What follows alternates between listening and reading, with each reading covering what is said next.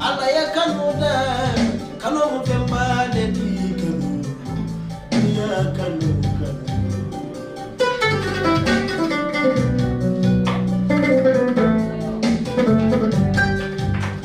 ayadundi fudu musolutema ayadundi kanu delutema ayadundi tero lutema ayadundi badu lutema kanu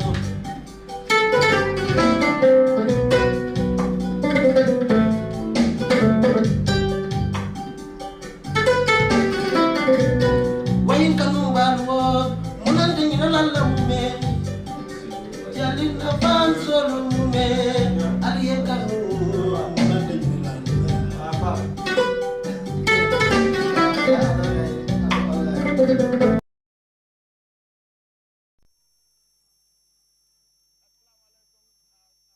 We are live here at the National Assembly to witness the State of the Nation address by the President of the Republic of the Gambia, Barrow. And then I'm joined by my colleague, Fatou Jadama, and then Aissatou colleague. I will just allow them to also introduce themselves, and then before we can kickstart the full coverage that we intend to bring you live here in Banjul. So I will just start with Fatou Jadama to introduce herself.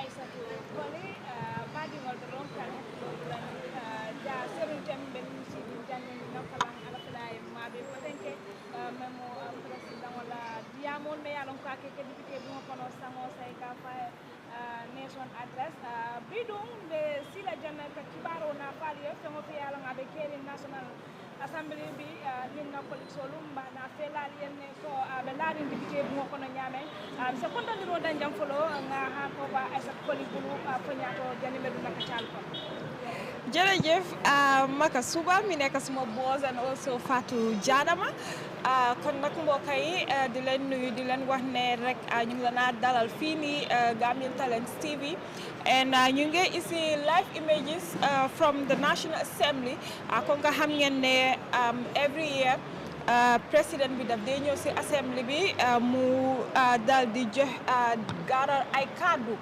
su ñëwee wàllum policies ak programme si achievement si government bi kon nag saa su nekk ak iya bu nekk comme ni ko dee defee noonu lañ ko defee di leen wax ne nag last year ñëwoon nañ fi ñu def the same thing mu nekk loo xam ne it is loo xam ne today it is somehow emotional for me last year man ak suma boss Fatou Samba ñoo fi nekkoon tey nag moom nekkul fii nii di ko wax ne rek fu mu tëddee yal na ko yaara xare àjjana te yal na suuf si sedd si kawam waaye tam di leen wax ne rek State of the Nation address comme ni ñu ko dee defee saa su nekk dinañ dal di look into some of the programs and achievements of the president for the past years. ñu seet nag this year naka la moo gaarale kaddu su ñëwee lu amal Gambien si for the State of the Nation address kon nag dinaa delloo kaddu bi suma boss mi nekk Maka Suba ñu daal di gën a xuus tey si State of the Nation address. Thank you. Yeah, thank you, Aissatou, and then Fatou Jadama. As you may know, this is a national event that is mandated by the Constitution of the Republic of the Gambia, whereby the President every year faces the nation to address the nation on key issues regarding economy, security, agriculture, health, and so many other things. So here today, we are live here, but we will just seize a moment to pray for our late country coordinator, which was Fatou Samba, who passed away earlier this month. We ask you also to pray for her, for God to grant her soul in Jannah. But without wasting much time, I would just pass the baton to Fatou Jadama. Fatou Jadama, nimol ko State of the Nation address. What exactly does this thing mean? Baraka Bake, Maka Suba, State of Nation address, walam ko President o kana National Assembly, kadiyamu banku dingoli bar banko tamandiri nyal na sector be akadiyamu wala bake kan hakilo murundi no lasi akan me yalon ko adiyamu tabake na senola bundala memunna fanko sa fo bake ka ni nata gambia banko kan tol ka depend senola bake le na baluwo babala la anduna income jama fanam babala le bare adiyamu to fanan ni nata na banko la tankari bundala dameti yalon ko kadina sojaro lemban na para lemban anina tanko dal be mi yalon ko ayo bamba ki bakere barandi yam ka economic me o be la akama nyala la ya bi fadam ba expect tam fana ko anana ta o kuki mo do ngabe sela wala kan ka tanko katano ko ma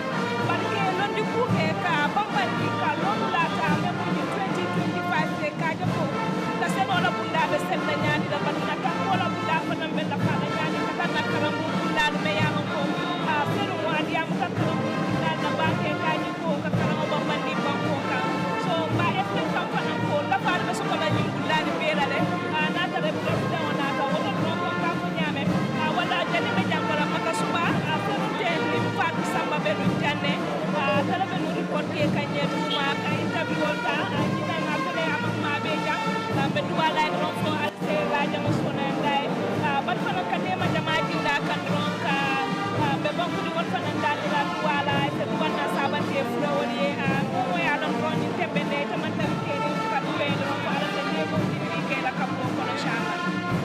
Thank you very much, Fatou Jadama.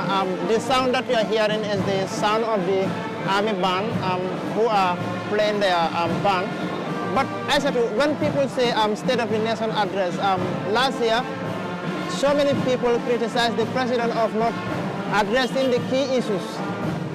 What can we expect from the president this year to address the nation on? What are the key issues that people are talking about in this country currently? So thank you very much, Maka, for that question. And I think one of the reasons is the state of the security in this country. We've seen a lot of murder cases. We've seen a lot of theft going on. You know, people are really calling on the government in terms of the security of this country. And I really want to see, and I am looking forward for the president to basically make emphasis on the security of the state. And also agriculture is the country's backbone. You know, I think a lot of investment should be done in terms of, you know, in terms of our agricultural sector. Health is another component which I am, you know, interested to know some of the achievements. We know, you know, they're building or constructing the 1,500 bed capacity hospital in Farato, you know, and also the national laboratory in Brusubi. These are all things that we want to see. It's far too long, you know. These are some of the things that I believe we should have way longer than it's coming now. And also the issue of education, you know, we know, especially in our basic and secondary education, you know, there are tremendous milestones that have been achieved by the current Minister of Higher Education, and we applaud him for that. You know, on Saturday, the President will be officially launching USET campus in Brikama, which I think that it is going to be an added achievement for the President's legacy. You know, skills is something that if you invest on the country's a youthful population, and then you added skill on that, it's going to be a healthy population. So I believe the economy also. So these are some of the things: economy, health, the security, the state of the country. These are all key issues that I am looking forward for the president to address in his today's address at the assembly chambers today. As you rightly said, we understand security is one of the key issues, but the other major issue is the economy, the state of the economy in the country. When you ask people in the street, they complain about the state of the living in this country. What more can we expect from the president to address the nation on this state? Because many people are complaining of high cost of living, which people say is the root cause of most of this insecurity in the country, because youths are out of job. And then we've seen that so many youths are taken on this backway journey to Europe, which are all linked to the economic crisis that people are facing in this country. As the reporter attached to the State House, what more can we expect from the president to address the nation on the state of the economy of the country? I think one should be creating more jobs for the young people of this country. And, you know, when you create jobs for the young people of this country, you know, you are making sure at least you'll be able to uplift their living, you know. So I think the economy is something that everyone is basically talking about. The economy is not okay, it's not good, you know. Even comparing the CFA with Dallas now, you know, you could see, you know, there are a little bit of depreciation on our side as Gambia. So these are some of the things that I believe, you know, the president will be addressing on. And yeah, so hopefully, you know, today's State of the Nation address should not just be based on, you know, COVID-19 as we always used to hear it and stuff, you know. So I think today would be, I think the president should base his address on the realities on the ground and what Gambians are facing. And, you know, to come here and say, despite challenges, but my government is working harder to make sure, you know, some of these things are addressed rather than just coming up with, you know, the due to COVID-19 and all. So I think, yeah, that's what I believe in.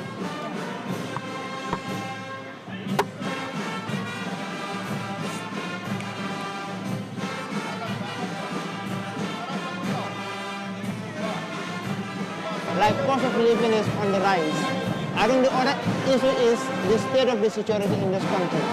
So in your own analysis, what do you expect that the president should address the nation on this thing? How to address this thing? As somebody who is okay with current issues happening in this country.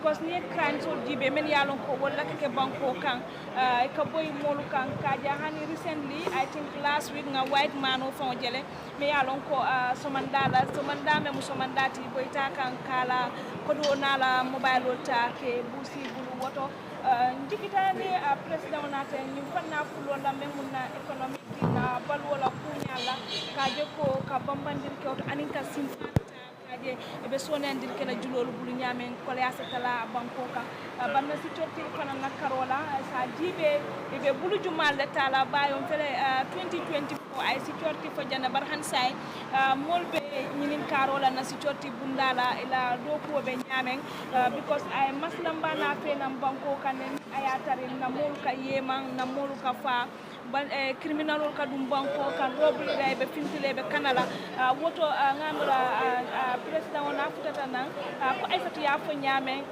ni state of address amanya na depend na covid-19 kan bayo sangola covid-19 na jira ka nyame ani fanan ko economic ka fo dunia bebe wala nyama so ngamira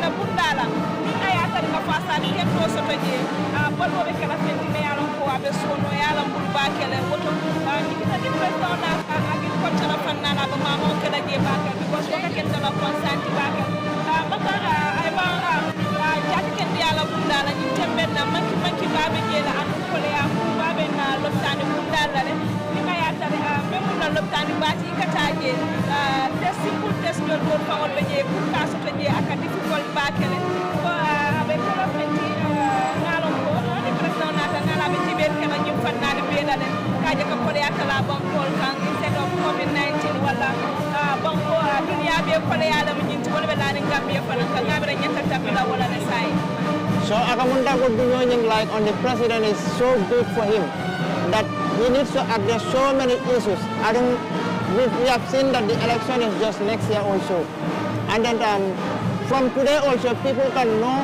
where the president's stand is on the national issues of this country.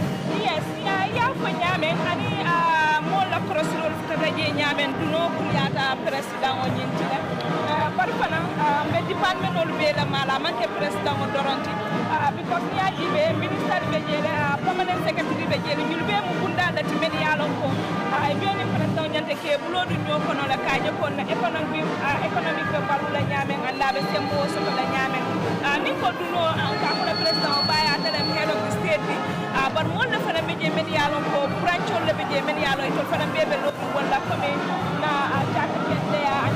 education, you be moving to me alonko, abe kole adim bonku di ngol kam bakele to kurabije nabra president o anala minister nyanta lo blakela wala ko fanin kal wala na agriculture ti anina health sector wol la flor mu fenti me alonko akuma ya tabakele Aissatou dinaa la allow pour nga mun a wax suñu mbokki olof yi ñu nekk di seetaan tamit ñu mun a xam lan moo nekk di happen fii nii at this moment.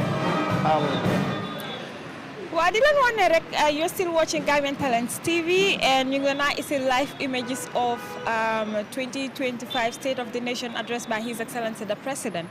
Konka hamgen every year, President with the talk National Assembly, mudat the layout plans, policies, programs, and also achievements. Yung hamne gurambi amon. am nañ ko pour Gambian si so te loolu moo fi nekk tey ñu ngi ni toog si biir National Assembly bi gars seen balcony bi si kaw di xaar His Excellency the President gis nañ ne nag vice président bi time bi moto Keita bi ñu ngi dugga si fii nii mi nekk si National Assembly bi you know so loolu moo fi nekk di happen time bi nii you know maka suba yaa ngi doon ba si yëfi economy bi te xam naa ne loolu it's one I think that Sirin Sow is the motorcade of the vice president yeah.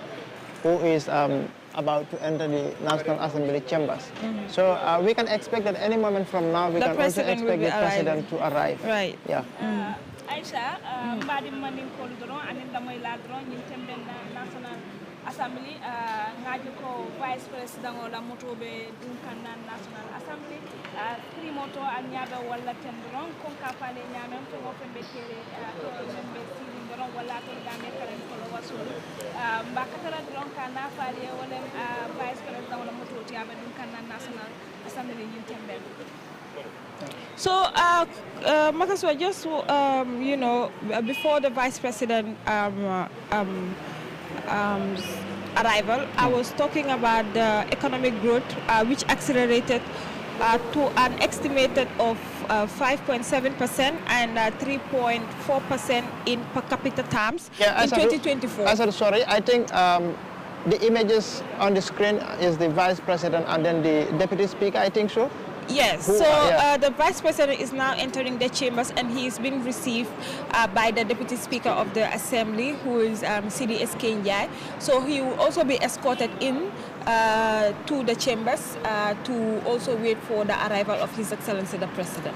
And I think as norms demands in this National Assembly, when the president arrives, is the speaker who's supposed to welcome him. Right. Yeah. So now what you're saying is a guard of honor will be conducted by the men and women in uniform to the vice president before he goes to the chambers.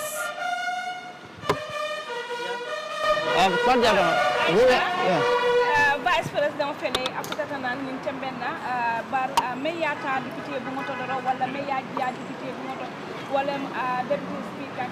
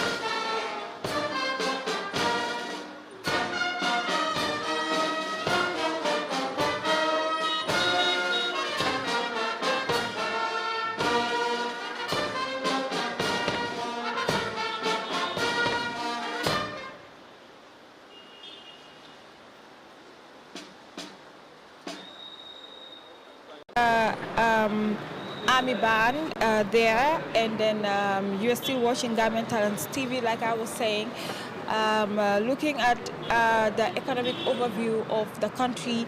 Economic growth accelerated to an estimated of 5.7%, that was in 2015, and 3.4% in per capita terms in 2024, and it's mainly driven by agriculture and services.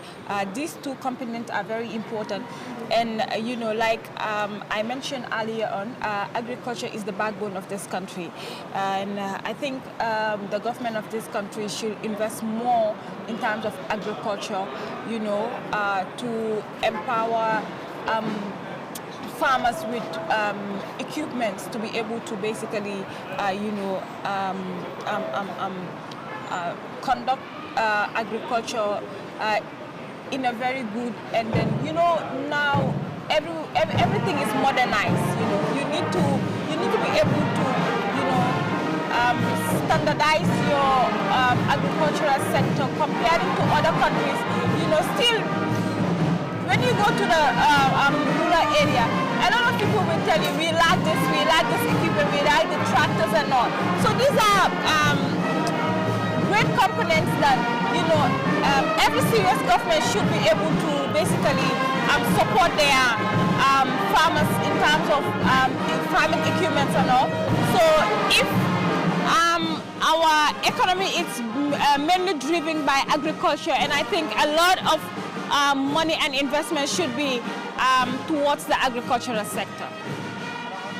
Last year, during the State of the Nation address by the President, he mentioned that the previous year the economic has grown to 5.3%. But if you ask people in the street, they will tell you that, okay, we are not feeling the windfall of this growth. Like they are not feeling the growth of the economy. So what do you think really the Ministry of Finance and Economic Affairs could have done or should do to ensure that people feel the windfall of this growth? Like they can feel that, okay, our economy is growing, we are also enjoying the economic growth of the country. I think the ministry should be able to lay out strategies, in terms of the economic progress in this country.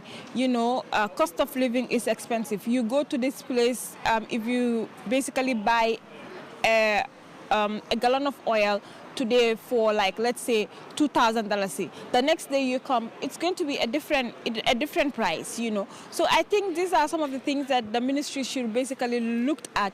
Because you cannot just say we don't have control over these things. You are a government in place, so these are some of the things that there should be regulations to put in place in able to mitigate some of these things.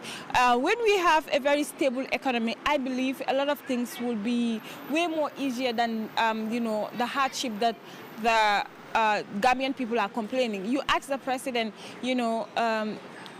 what is your government doing in terms of coming up with strategies for every living Gambia to be able to have 3 square meals a day? He will tell you, well, the economy is stable to me. You understand? They're telling him. When you look at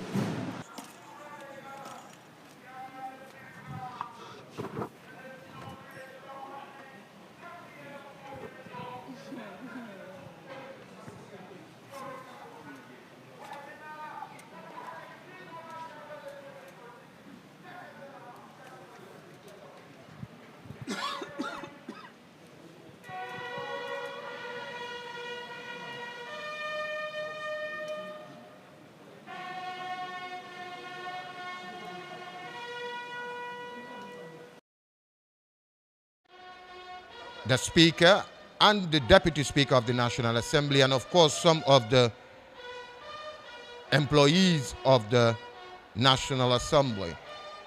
Well, at this moment, that is what is happening. Bokk yi déglu jiates ñu ngi am mbégte gannaaw bi ñu leen joxee seeni wàccuwaay ndax tey ci bési alxamis bi nii weeri juin fukki fan ak juróom-ñeent ñu ngi fii ci néegi député yi. Ki nga xam ne nag moom mooy njiiti réew mi jamono ji ñoo wax ak yéen agsi na ci néegi député yi te fi mu nekk nii mu ngi saafuwante ak ñi nga xamante ne nag ñoom ñooy kilifa yi bokk na ci ki nga xam ne nag moom mooy the Speaker of the National Assembly, Deputy Speaker ak yeneen kilifa yi nga xam ne ñoom ñoo ko tertu woon ci bunti néegi député yi jamono ji moom njiiti réew mi mu nga utali ji fi nga xam ne mooy ci biir fii nga xam ne nag moom mooy ci ëtt lii di National Assembly bi xam naa dafay dem rek pour def li nga xam ne moom mooy saafu wante waaye tamit jël lii di national anthem mooy bàkki réew mi loolu bu ci jógee rek dina ñëw dugga fi nga xamante ne moom mooy ci biir néegi député yi ci kanam tuuti ñu indiwaat yeneen leeral kon mbokk yi nii la mbir yi tëddee fii.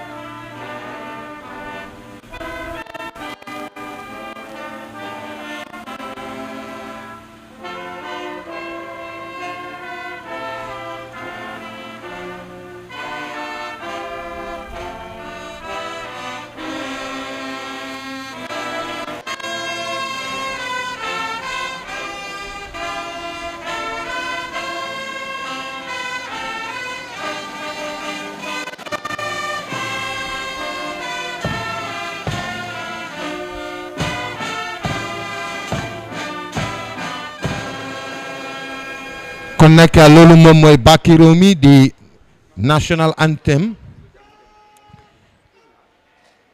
léegi nag moom njiiti réew mi dina joxe ndigal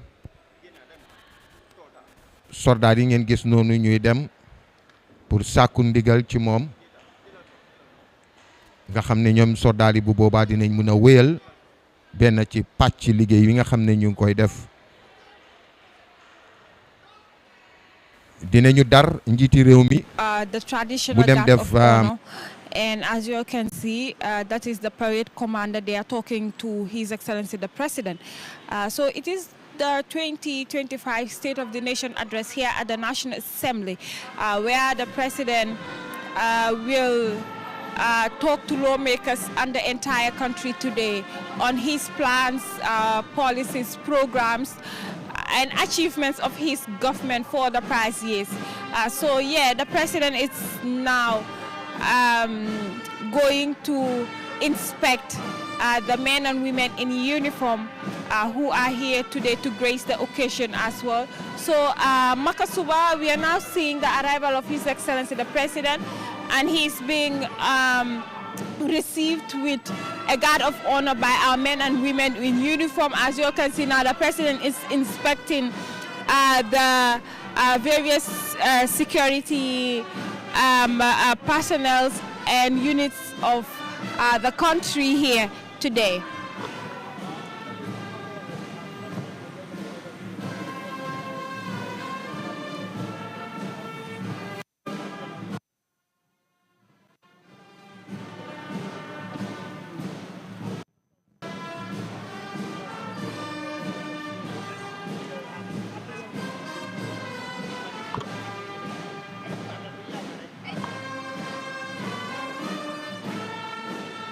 So yes, now you are seeing the arrival of His Excellency the President here at the National Assembly, and then in no time from now the President will be in the chambers to basically lay out his plans, programs and policies of his government.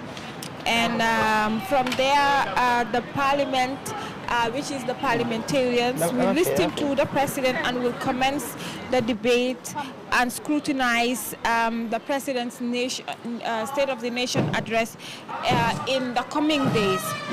So, you know, that is it. And then the Vice President will be the person to come and answer to those questions that the NAMs will be raising here at the Assembly after the President's State of the Nation address.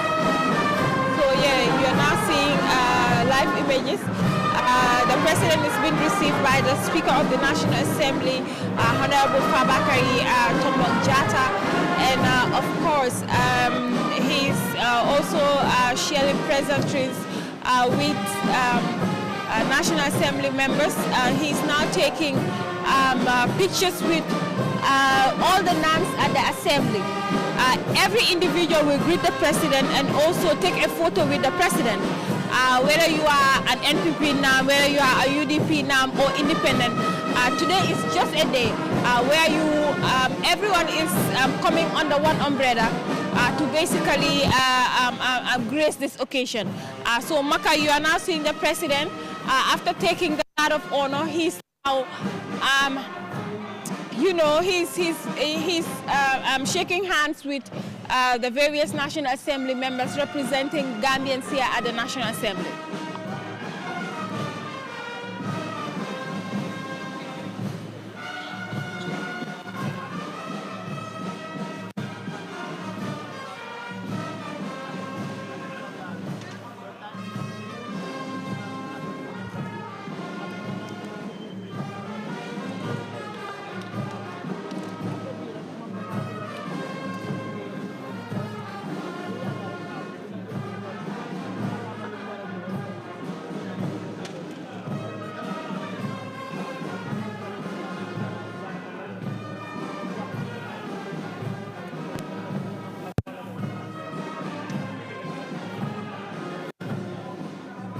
doro ñin tembe na men yalon ko to leben jibe ka ngame Talents TV mbe sidi ngali na député bu mbala to damante yalon ko waterbe Banjul sate o kono bidum kal hakilo bulandi ko président o men keta bankola président ti président Adama Barrow abe futala député bu ngoto ko sango sanga ka kenyame 2025 nanga fela murtana bankola bumbato kakacha kula men yalon ko wala be keri banko kan bar ñin tembe na afutata nanne tumo men na afutata dron na banko sojarolu wala na uniform tiyolu na banko fore yakan ko sa memu na national anthem te dol kay foda Gambia tumo men na yo kay dron e murta ko tenke fara murunta ka futana banko sojarolu ma kaje ko ke konton ke jibe ke lo nya fanan jibe bato wado tumo men na futata na banko député wol bema men yalon ko patiyo député o so do ñin député bu ngoko na doron ñin temben ne fane lodula tale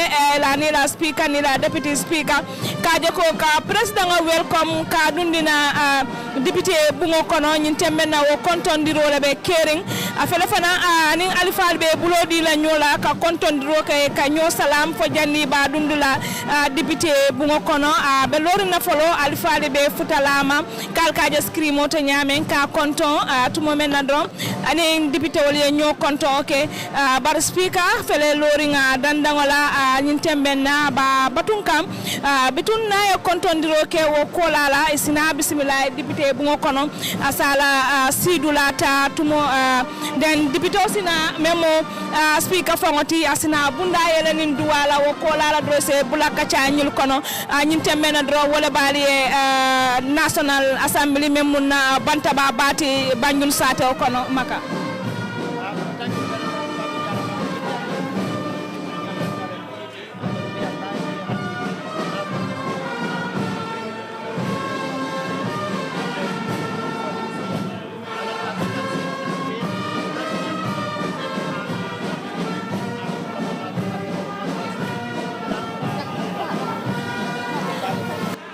ya nyamen kale hakile ngol yalon ko ñin tembe na to lebe folo ka wala men joint tan kandoro Gambia Talents TV mbale député bu ngokono Fatou Diadama Aissatou Koli ani maka suba kaje ko Nelson address me yalon ko president o Adama Barrow akake sango sanna so 2025 bi June karo tilitang aning konon to drong amuta nan député bu ngokono kakacha banku dingole barka kacha na député wol fana ñin temben na men ya ben lunka bismillah député bu ngokola wala mun na speaker bate memo honorable Fabakar Tombon Jata anin député Tomal men bebe député bu ngokono kabina luwa bundal na jojolu anin banko alfalo vice president fana ate dunta kono tole kala dulata ñin temben na hansa président be loring barfana memun na ami banti wo fana be kosikan na banko président o nyati ngola nyin tembenna ngalon ko maka ko ngeni kanu somanda nyame ni ami ban moy hakilo kata munela hakilo ka bula munela ni ami ban na kosita surtout ni na président be loring ibe nyimbano kosika yeah hakilo kata during independent days primary school, junior school, high school time. You know what, running independent kana, we go and celebrate independent. Especially in the Makati Square, you come and celebrate independent at the Makati Square. They play this kind of songs for you. And these are traditional songs that are played, so they are very nice. And I can enjoy it at this moment. Yeah. Tonyala memu makasubati kaya funyamen kabiri ya mandron kole ko bacho primary school damente yalon ko ni independent be caring wala bon kolo ku kuma ba be caring abuka foni ami ban police ban koma tumo han sandron president be lorin kal kaje skrimo to nyame speaker be lorin adala kaje ko ka batun folo animoli nyo kontom kadu ni fuda député bu ngote quand même folo ke wala ni e konton na fore ajulo la memo na national anthem ti doron e kajele president fanan animol kanyo salam la alfa me yalon ko ye invite pour kanela moy president wala diamo la bar fanan député wol fanani se nyo konton animo kuma jamalo o kola droisa bismillah damento mo kembas konoti maka yeah as Fatou Diadama just said, this president is still greeting the dignitaries who are here with him today, as norm demands. When he arrives at the National Assembly every year, he needs to greet those people who are at the National Assembly, who are the Speaker and then the National Assembly members and some of the government officials, which he is doing. And from any moment from that, we can expect him inside the chambers, whereby he will be giving his State of the Nation address to the nation. But we can look back into some of the issues regarding foreign policy. Recently, we've seen some discrepancies around the foreign policy regarding some of these dignitaries having a fight at the Gambian consulate in some of these countries. And recently also the statement of the Foreign Affairs, the Minister of Foreign Affairs, who said some appointments are, is it political, which caused some issues around the foreign diplomacy. You know, looking at the minister, I think what he said is true. We've all have been witness to that. You know, the president appointing political leaders, you know, to basically compensate them for basically backing him during the previous election. So this, the Gambia's foreign policy is getting more and more discredited every day. We are seeing it every day. We are seeing the news of scandals every day. So it is all thanks to the way and manner the president is basically sending these people to represent us as diplomats in various countries. So I think the minister is right that you know, some of these people are just being compensated and are politically appointees. You know, these are people that basically do not have knowledge of diplomatic missions.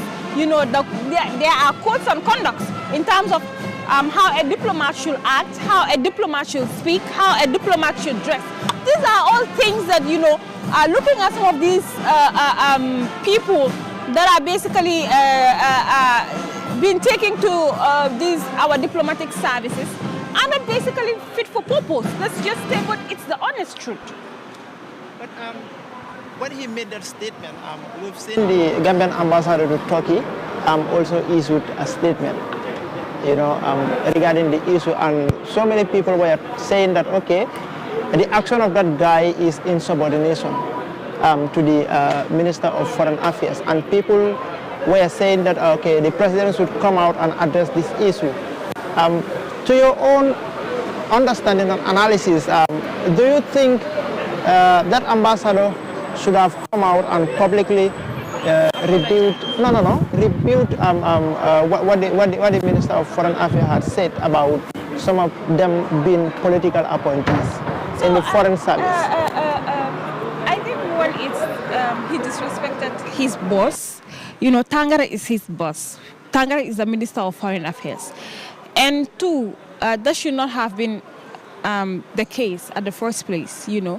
Like I said, if you are well schooled in your domain, there are certain things that you don't do, you know. So I believe what Mr. Conte did was wrong, and he should basically apologize to Tangara, or he should in fact be recalled back to the country, you know. Let another person who is fit for the job to do the job. So what the minister said is true. Most of these people are being compensated by the president just because of, you know, they are supporting his political agenda, his political aspiration, and then so that is the reason they basically sent to these foreign missions. But looking at them, do they know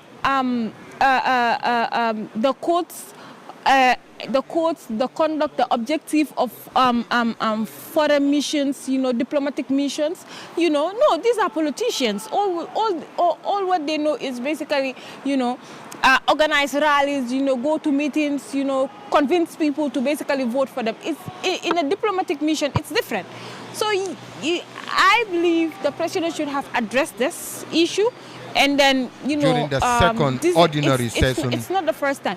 Also, you know, we've seen a lot of our diplomatic services, especially people that are there. You will hear them whether it is corruption, whether it is infight. You know, these are all things that I believe. We've even heard that some of our diplomats allegedly exchange blows in the Gambian consulate in other countries, which is a national theme put onto the country. That is so true. So, I mean, these are all the things, you know, it's shameful. And as a country, you know, we are known for basically, you know, the smiling coast of the country and all. So this is something that I believe, you know, should be addressed. So, Jada, covering last year for this year, the foreign service, foreign service brutal, because we've witnessed here that Mola diplomat is skeletal. And recently also Tangara, I finished out $4 appointment is political, which warranted the Gambian ambassador member talking and not our Diamoni Fenkadal, like Amandia. So what can we expect from the president today to address some of these issues in the foreign service? For years, I'm also for president the one address that because there is so much issues may along and diplomat side, president address. So for this one also, Nama address maybe I can surprise people. Even say you laugh and maybe about address why from Tangarani, Mr. Conte, Najele Kumakamo, Mr. Conte Kumakamo Finance Tangaraka, although Mala replied. But I said, we are for Yame, and in Jama Fanankame for Polanco.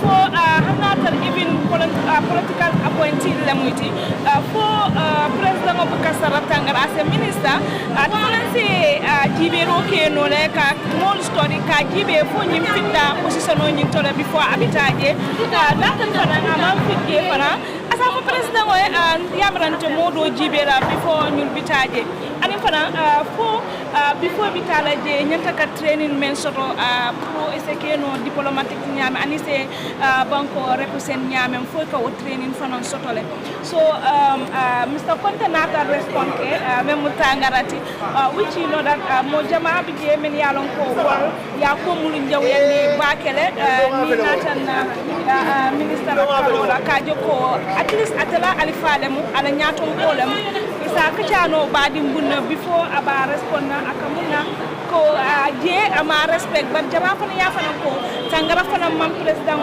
respect ni nata o karola bake ay president doyal because at fomu political appointee lati jannabe dol tafola at fomu fani nata fanale but one can understand ko Tangara is a seasoned and well experienced diplomat. Yes.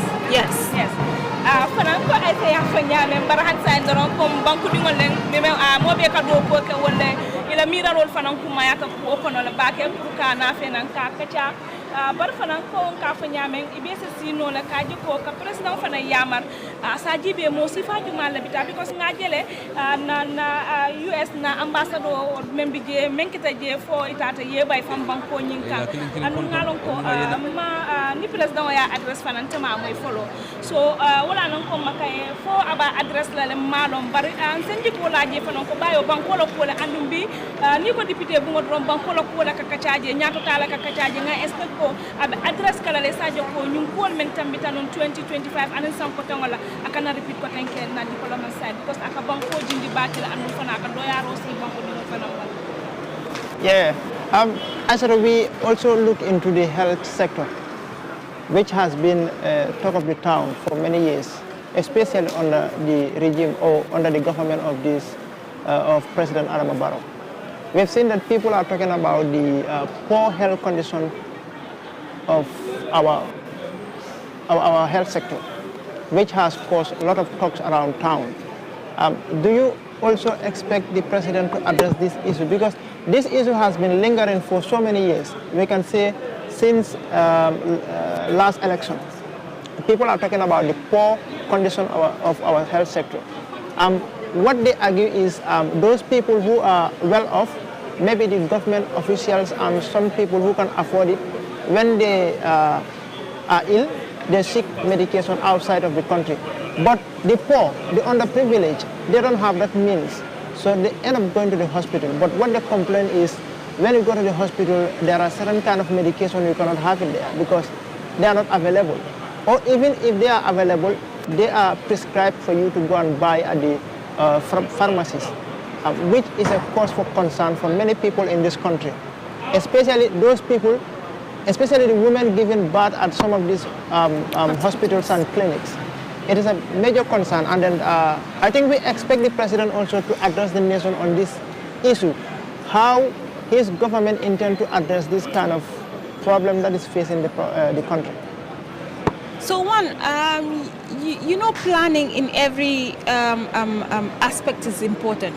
So one, the president should or his government should prioritize health.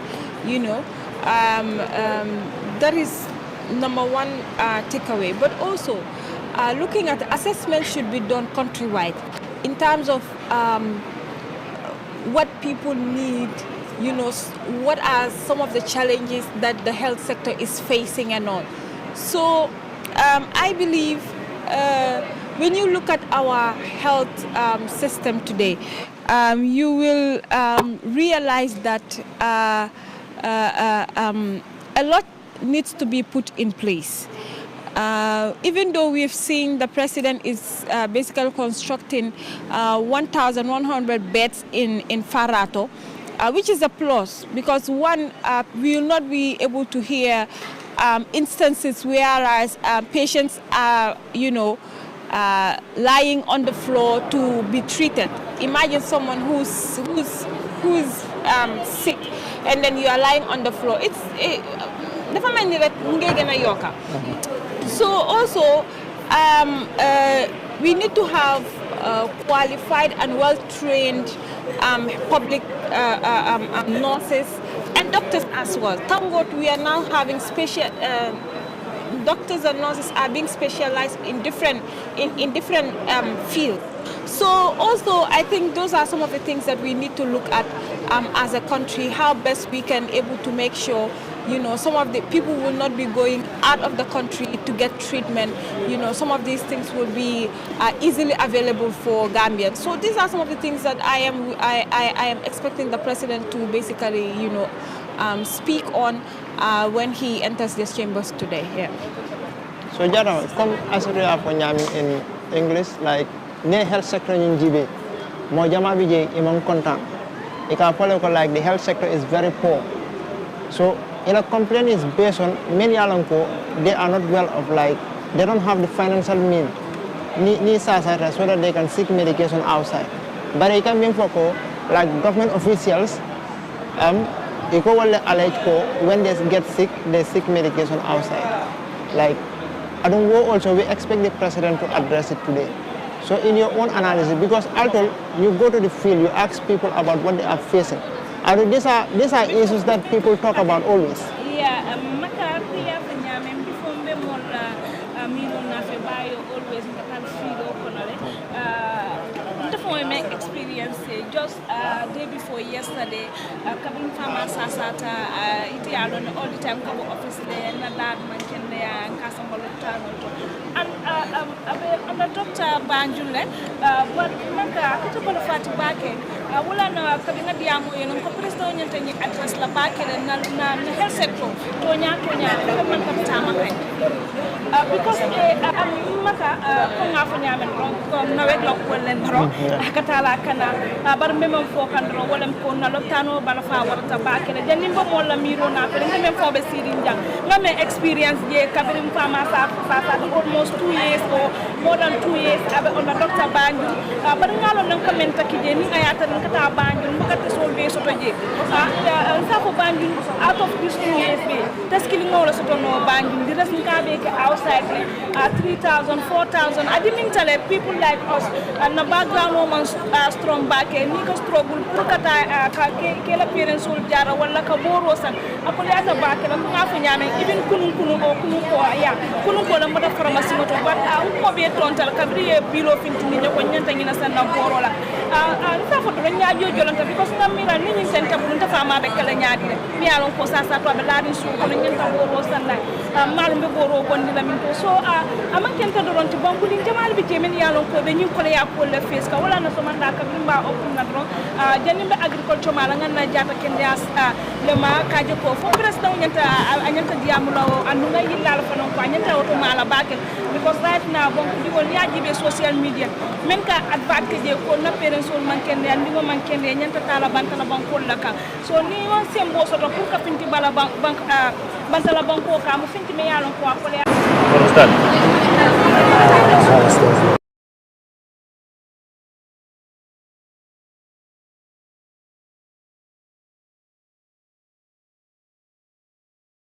communication from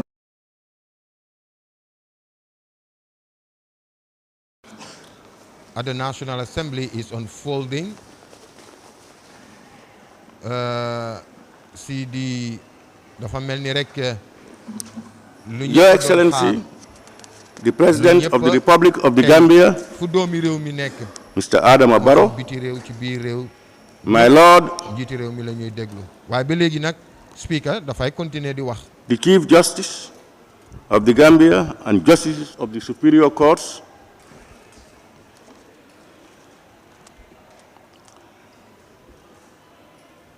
honorable members, let me recognize also His Excellency, the Vice President of the Republic of the Gambia, former Vice Presidents of the Republic of the Gambia, former Deputy Speakers of the National Assembly,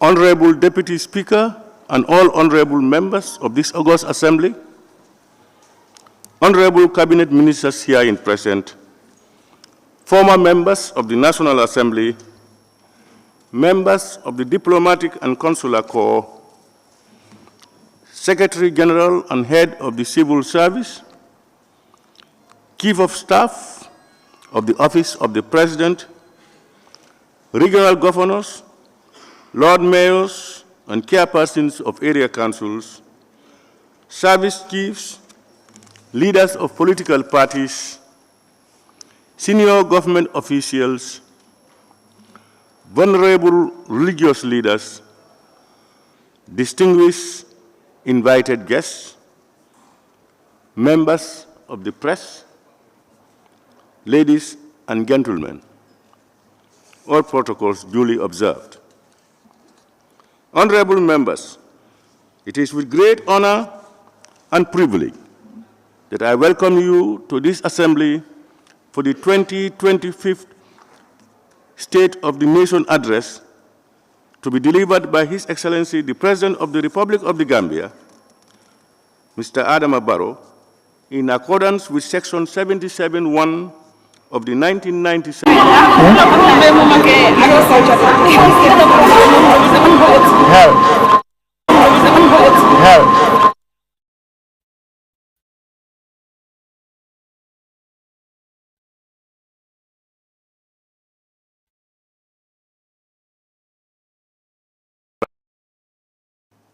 Your Excellency, your presence here today is testament to your continued commitment to constitutional governance, institutional accountability, and inclusive national dialogue. The State of the Nation Address represents a moment of unity and reflection, where the executive and the legislature come together in pursuit of our shared national vision. Therefore, on behalf of both sides of this august assembly, I extend a warm welcome to Your Excellency. We are deeply honored by your presence, and we eagerly look forward to your address, which will provide an update on the progress made, the challenges faced, and the aspirations that guide our national agenda. Traditionally, this sitting of the Assembly draws wide national interest, attracting Gambians and friends of the Gambia from all walks of life. Honorable members, as we prepare to listen to this year's address, I urge all of us to do so with the seriousness, respect, and sense of responsibility that this solemn occasion demands. Let the debates and deliberations that would follow be guided by reasoned dialogue, respect for differing opinions, and an unwavering focus on the national interest. With those few remarks, honorable members, on behalf of this honorable assembly, I thank you all for your coming. Clerk, may we proceed? Motion. State of the Nation Address 2025 by His Excellency the President of the Republic of the Gambia. Honorable members, I now have the singular honor and privilege to invite His Excellency Mr. Adama Barrow, President of the Republic of the Gambia, to deliver his address. Your Excellency, please.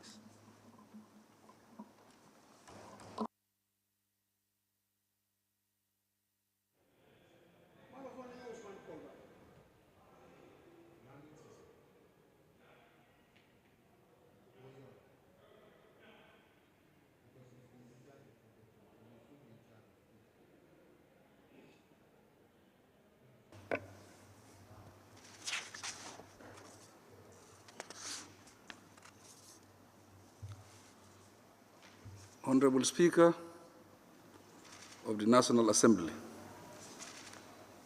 honorable members of the National Assembly, Your Excellency, the Vice President, Your Worship, the Chief Justice of the Gambia, Excellencies, former Vice Presidents, Excellencies, members of the Diplomatic and Consular Corps, senior public officials and service chiefs, party leaders, venerable religious leaders, distinguished personalities, ladies and gentlemen. In accordance with the Constitution of the Gambia, I feel profoundly honored and uniquely privileged to deliver the 2025 State of the Nation Address before this esteemed Assembly. This year holds exceptional significance in view of the 60th anniversary of the Gambia's attainment of political independence, a milestone symbolizing 6 decades of sovereignty and collective progress. This Diamond Jubilee reflects the tenacity and values that characterize our nation's journey over the years. During the period, we have learned that charting a stronger, enduring, and brighter future for a nation comes with difficulties and choices to make. Guided by the Recovery-Focused National Development Plan, YIRWA 2023-2027, we have embarked on a strategic course to foster inclusive and sustainable development. As a blueprint, in the same year, the Kingdom of Morocco opened its embassy in the country to strengthen bilateral relations and cooperation, while the Republic of Cote d'Ivoire established an honorary consulate here.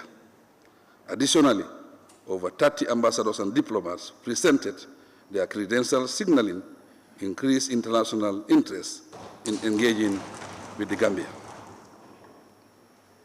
These developments will continue to position the country as a respected and resourceful member of the international community. Honorable Speaker, we proudly maintain our status as the human rights capital of Africa, hosting the Continental Human Rights Institution. Thus, in October last year, we hosted the 84th ordinary session of the African Commission on Human and People's Rights, further solidifying our role in regional human rights advocacy. Internationally, the Gambia has steadfastly championed human rights and justice on the global stage. This includes our active involvement in the International Court of Justice on the plight of the Rohingya, the legal struggles of Palestine, and essential climate change actions.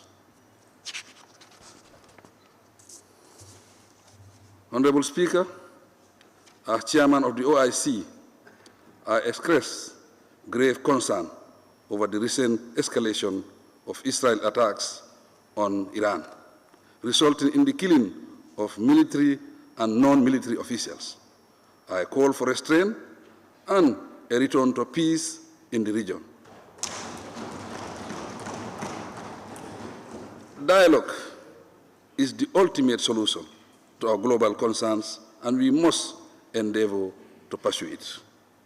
In January 2025, my government participated in the Universal Periodic Review and presented the country's human rights record before the United Nations Human Rights Council in Geneva. This marked a significant milestone in reinstating our nation's rightful global standing. Legal and judicial matters. The Ministry of Justice made significant strides in 2024 by reinforcing the rule of law, protecting human rights, and ensuring justice for all. Key achievements in this area include the completion and tabling of the revisions, secure convictions in numerous cases, while the Sexual and Gender-Based Violence Unit of the Ministry of Justice provided critical legal support and raised public awareness on such matters. The Registrar General's Department has upscaled digitalization efforts and now operates an online marriage registration portal, thus enhancing efficiency and accountability. Despite these successes, challenges remain, particularly in digitalizing our legal processes. We are committed to addressing such gaps through continued reforms, capacity building, and international collaboration. Honorable Speaker, all this reflect my government dedication to fostering a just, transparent, and accountable legal system, and to ensure that the rights of all Gambians are protected and upheld. National security. Honorable Speaker, I submit that we recognize the remarkable transformation of our security and armed forces. Today, they proudly exhibit a respectable degree of professionalism and preparedness, hence honoring their duty to safeguard our independence and territorial integrity. The delegation of our citizens in uniform echoes the resilient spirit of our people. Their commitment to peace and security continues to reinforce national security and safeguard public order. Progressively, the government is strengthening internal security, modernizing our national identity card management and national security infrastructure. The digitalization of our national documents is in progress, and we will soon replace the concession contract for the national ID system. The ID cards will be integrated with the electronic civil registration and vital statistics, passport, and other identification databases to create a unified digital ID system that is locally designed, built, operated, and managed by our services. This initiative will expand our revenue base, improve national security, enhance service delivery, and ensure knowledge transfer and ownership. Honorable Speaker, in collaboration with the Ministry of Works, the Ministry of Interior is reviewing the Motor Traffic Act to introduce appropriate action against road offenders. Meanwhile, plans are underway to install CCTV systems along the OIC highway and other strategic locations. This will be linked to a traffic management center for real-time monitoring and law enforcement. A new highway patrol unit is already in operation to enhance road safety. In addition, modern surveillance equipment worth $38 million secured from the German government has been installed in strategic locations to reinforce. Also, the West African Police Information System is in use to digitize paper-based police records for easier access, sharing, and utilization. Mr. Speaker, while our law enforcement agencies have intensified crime prevention, challenges persist with irregular migration, border security, drug trafficking, and other offenses. I call on the general public to support the security services in their security intelligence gathering, operations, investigation, and prosecution of criminals. Honorable Speaker, a draft Gambia Immigration Department Bill 2023 to enhance border control and management has been submitted for cabinet review. The proposal aims to update the 1965 Immigration Act and align it with current migration governance procedures. Modern border posts are fully operational at Amdalai, Ker Ayub, and Jiboro, and plans are afoot to build one more on the Soma-Siliti border. Although the Immigration Department and law enforcement agencies have increased patrols and surveillance, they need to deploy modern security technology and intelligence sharing mechanism for improved efficiency. To show the magnitude of the fight against drug abuse and illicit drug trafficking, our drug law enforcement agency recorded over 1,000 cases in 2024 and secured 126 convictions. Honorable Speaker, our resolve to safeguard our territorial integrity is evidenced by the improvement of our soldiers' welfare through their revised terms and conditions of service. The increased provision of modern patrol boats and artillery tanks, the logistical support to enhance military professionalism and prepare our troops for military duties and their participation in international missions have uplifted the image, competence, and performance of the security services. Beyond defense, the Gambia Armed Forces contributes to various areas of national development, such as agricultural engagements, infrastructure development, and disaster response. The Gambia Armed Forces, for example, has launched a 20-hectare rice pilot project at Jahali Pachar to support national food security efforts. They have also established a fully operational poultry farm in Yundum, together with a vibrant vegetable garden that serves the local community. ECOMIC is equally engaged in rendering 19.13% in 2023 to 10.2% in 2024. This strong performance was realized through solid growth in financial service 2023 to 10.2% in 2024. This strong performance was realized through solid growth in financial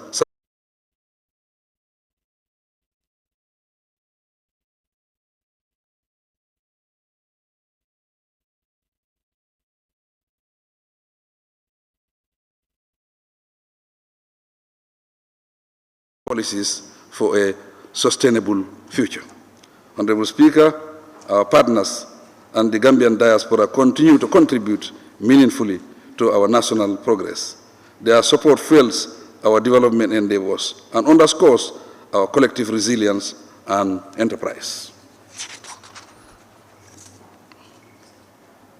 To accompany these, public financial management reforms remain central to our governance agenda of building a more resilient, competitive, and sustainable economy that would uplift the lives of all Gambians.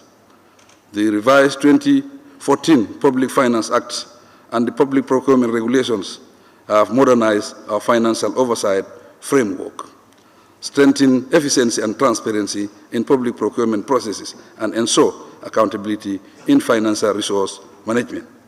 The State-Owned Enterprise Commission, now active, recently signed a performance contract with NAWEC, further enhancing fiscal discipline and governance across state institutions. Honorable members, while economic growth has remained steady, inflation and the rising cost of living continue to impact household incomes. In response, the government has implemented a salary review for civil servants and social protection programs to alleviate the suffering of low-income earners. Transport and infrastructure development. We are laying the foundation for a stronger, more competitive and prosperous Gambia by building and developing our roads, ports, public transport, and the aviation sector. We maintain that infrastructure is a key driver of economic growth and national connectivity. It facilitates mobility, trade, and services, thereby fostering prosperity and improving the quality of life for Gambians. Already, we have made significant progress in both urban and rural road development. In 2024, we completed Phase 1 and Phase 2 of 22-kilometer OIC highway and launched Phase 3 as part of the historic Diamond Jubilee celebration. This attractive infrastructure has transformed the face of urban Gambia forever. By the end of the third quarter of 2025, we expect to complete the OIC 50-kilometer urban roads, the Kiang West Roads, and the Nyomi Hakalang Road. Hopefully a significant portion of the 365-kilometer roads nationwide will be completed by the end of the year. The consensus contract with Albrak Company Limited became effective in February 2025 with the taking over of the port terminal by Alport. This is a joint venture between the Gambia Port Authority, representing the government, and Albrak. Alport Banjul will expand and eventually move its operations to Sanya after completion of the deep sea port terminal construction due to start this year. As part of re-establishing the 2 ferries in service, we await the delivery of 2 new procured green ferries. Private ferry services operated by NECMA Ferry Company will also commence soon on the Banjul-Bara route. This initiative will guarantee reliable, safe, and affordable ferry services on this route. Mr. Speaker, as part of efforts to decentralize governance, my government has started the infrastructural work needed to provide a new governor's residence and office complex in the Upper River region, URR. We have a similar plan for the Lower River region, LRR, and the project is due for completion early next year. On air transportation, the Gambia International Airlines recorded a net profit of $14.8 million in 2024. This is its first profitable year in many years. The airline now works with Jivan Investment Solution and Holdings to reintroduce a Gambian national airline and thereby enhance air access to destination Gambia. Energy, Honorable Speaker.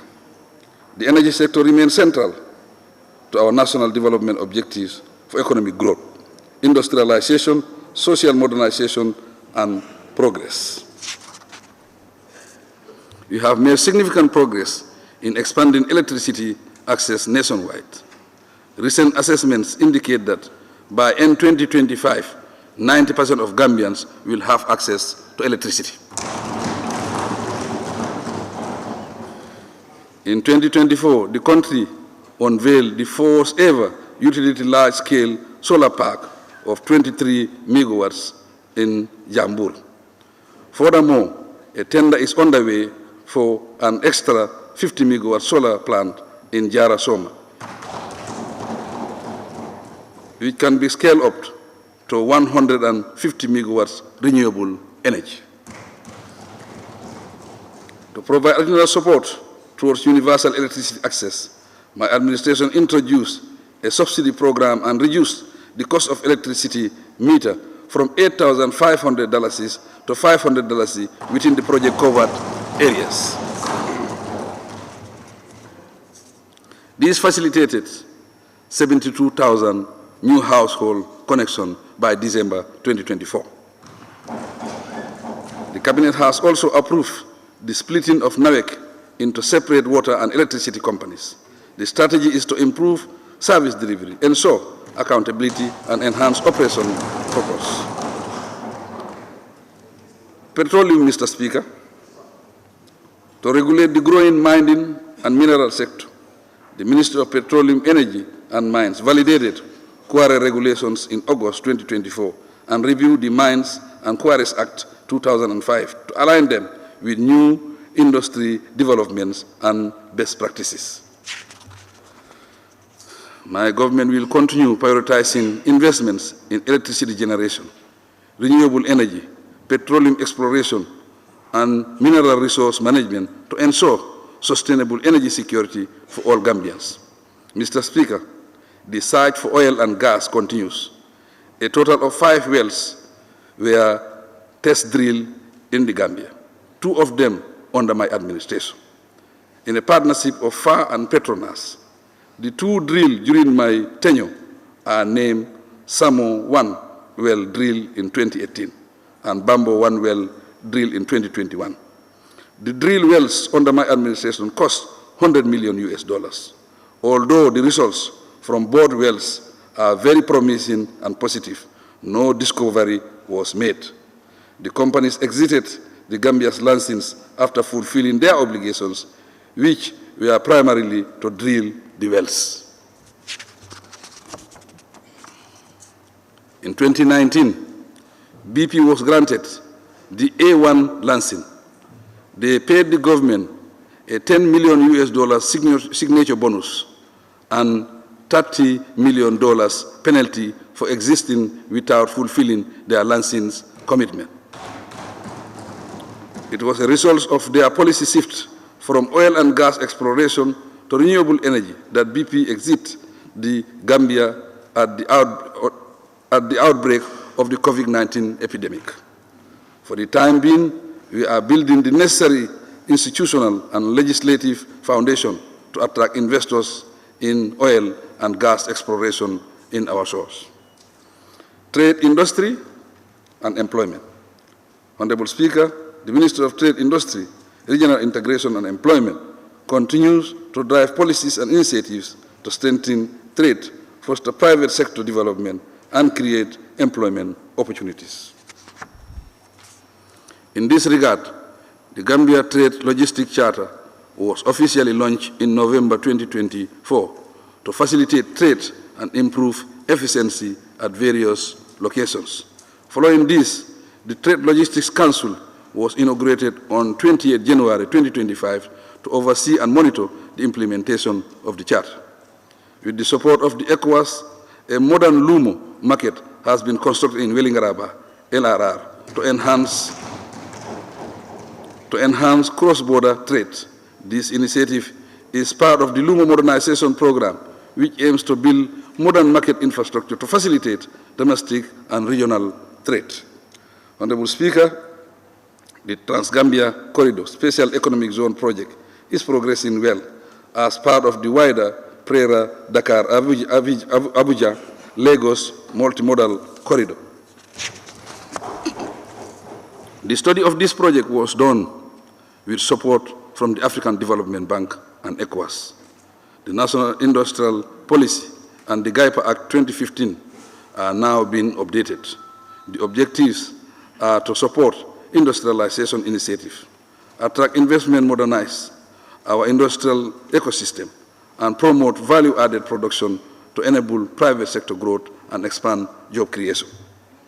To enhance employment opportunities abroad, the government continues to work closely with our bilateral partners in Saudi Arabia, United Arab Emirates, Spain, and cruise ship liners to expand our placement quotas while ensuring that our young people have safe and productive employment abroad.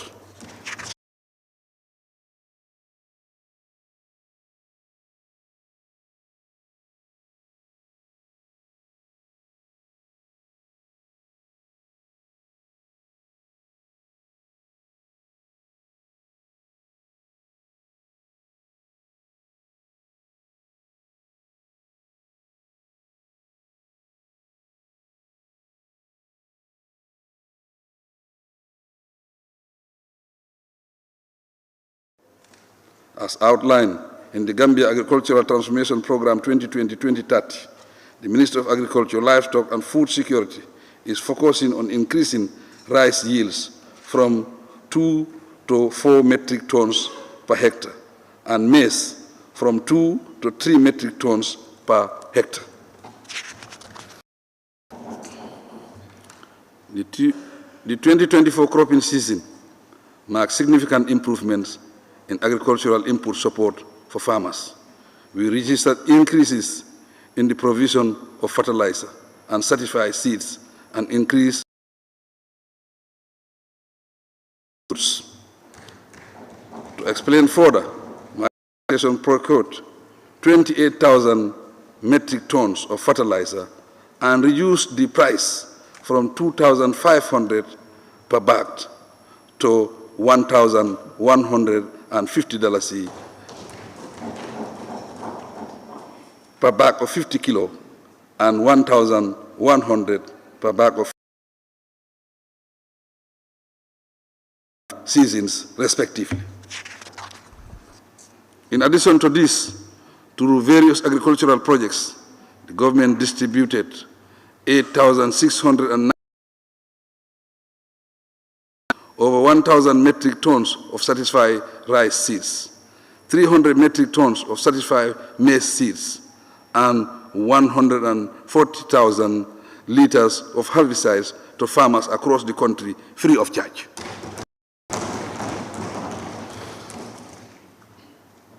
Livestock, Mr. Speaker, on livestock production, significant investments was realized in the past year, with about 4,000 small ruminant fattening and breeding schemes. Also handed over 5 abattoirs, 5 livestock markets, 7 meat stalls, a mini dairy with 2 collection centers and pasture equipment. We persist in promoting mechanized and land preparation for upland and lowland machines, 180 tractors and 20 rotovators for deployment during the 2025-2026 cropping season.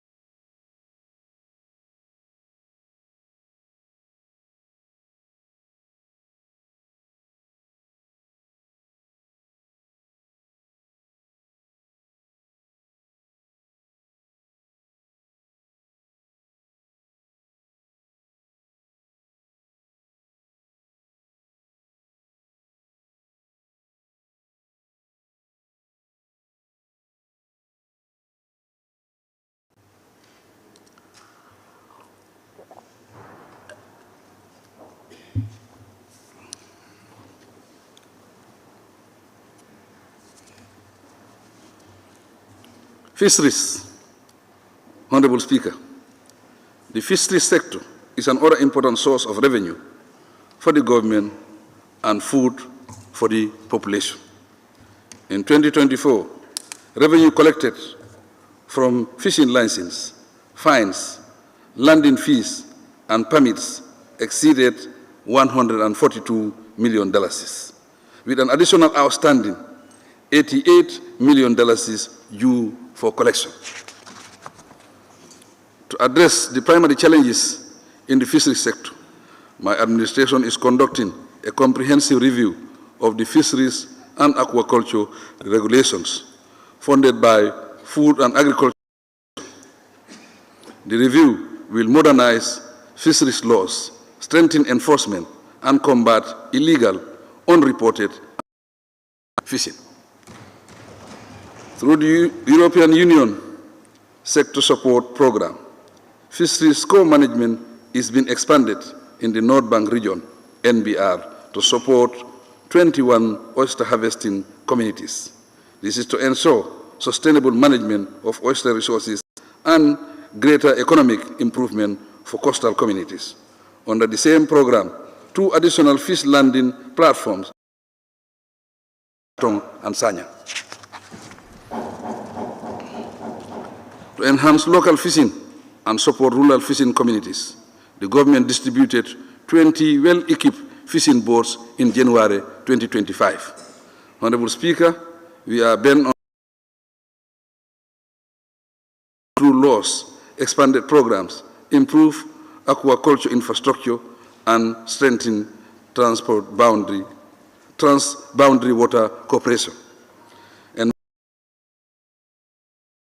Honorable Speaker, the government remains steadfast in protecting the environment, climate resilience, and ensuring sustainable natural resource management. Through the robust policy reforms, enhanced disaster preparedness, and expanded conservation programs, we will continue to as enshrined in the Banjul Declaration in 1977. To strengthen governance in environmental management, advancing key legislative reforms for environmental protection. This includes carbon trading and waste management frameworks. 2024, designated officials were deployed to monitor environmental violations and ensure compliance. Reforestation and biodiversity. The government continues to prioritize reforestation and biodiversity conservation to enhance climate resilience and safeguard natural habitats. Last year, 29 community forests covering an area of 2,591 hectares were brought under government protection. Through the UNESCO network of biosphere reserves, the Nyomi Biosphere Reserve was launched in January 2025. It covers over 196,665 hectares, along with the UNESCO World Heritage Site of Kunta Kinte Island. We are reinforcing the Gambia's global conservation efforts. Honorable Speaker, the impact of floods, deforestation, and environmental degradation of 2023 and sustainable environmental programs are key to mitigating these risks. My administration will pay more attention to constructing better tourism. Honorable Speaker, the tourism sector remains a key catalyst of the Gambia's economic growth, generating employment, foreign exchange earnings, and business opportunities. As resolute in expanding and diversifying the sector through strategic partnerships, infrastructure development, cultural promotion, and capacity. In 2024, we recorded 227,000 tourist arrivals, representing a 10% increase compared to 2023. This growth reflects marketing efforts, improved international connectivity, and strategic partnerships. These efforts have led to new Scandinavia and Nigeria. The projection for 2025 is a further increase in the number of visitors, and we are on track towards achieving the RFNDP target of 336,700.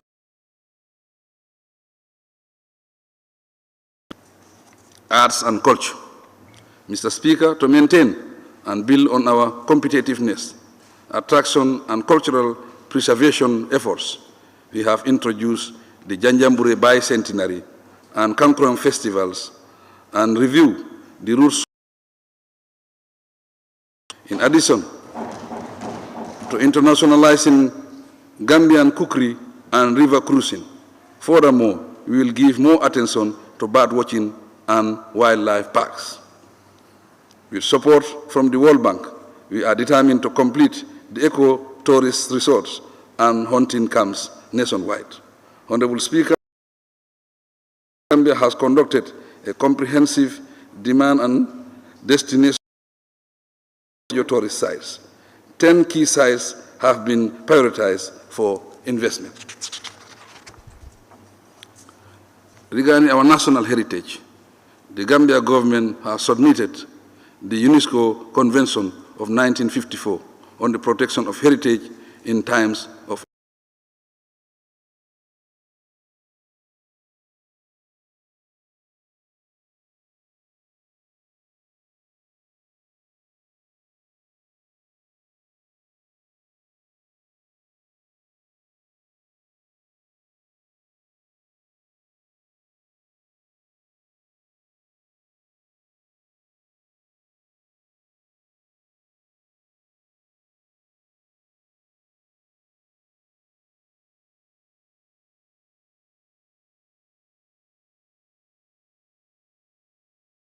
cultural heritage, the tourism sector stands on the edge of having an element of the Gambian heritage nominated for inscription into the UNESCO site safeguarding list of ICH. This could be a remarkable step towards protecting and valorizing the Gambian heritage. Honorable Speaker, my administration is evaluating both the human resource and equipment capabilities for the Gambia Tourism and Hospitality Institute, GTHI. Through the support of the World Bank, student accommodation, and providing its students with hands-on training experiences. Besides this, in alignment with market demands, a new curriculum will be developed to GTHI to take care of emerging trends in tourism. Communication and digital economy. Mr. Speaker, employment, improves service delivery, and enhances economic opportunities. So far, the expansion of has exceeded 60%, and it is progressing towards the national target of 85%. The 10% of the total tax revenue collected in 2024. The rollout of the Gambia's second subsidy, and it is due for completion in 2026. This initiative will increase bandwidth availability and redundancy to the 4 subsea cable, thus ensuring reliable internet connectivity across the country. Notwithstanding the expanded and ongoing general infrastructure development in various areas of development, like transport efficiency and urban social services, the demand for reliable power, as well as bandwidth and digital access, is high. The rollout of the second subsea cable and the digital infrastructure project are expected to address these challenges. The National Digital Addressing Initiative reported here before has been completed in Banjul and Kanifing municipality, and it is being rolled out in the West Coast region. As another initiative to strengthen cybersecurity and digital protection, my government introduced a child and vulnerable groups online protection policy and developed a 2024 Cybercrime Bill. Honorable Speaker,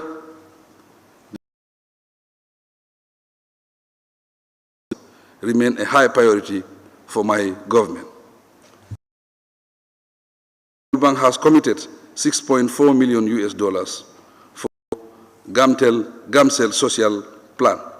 This will provide compensation packages.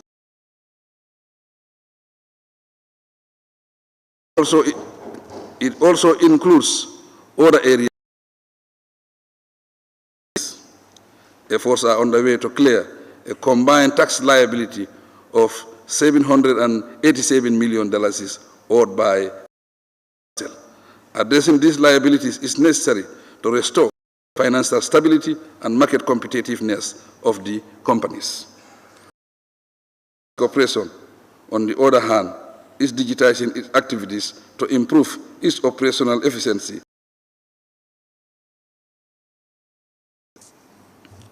The corporation is working on deploying a SIM-skin mobile wallet technology that will be using the internet. This technology will enhance financial inclusion, especially for the rural population.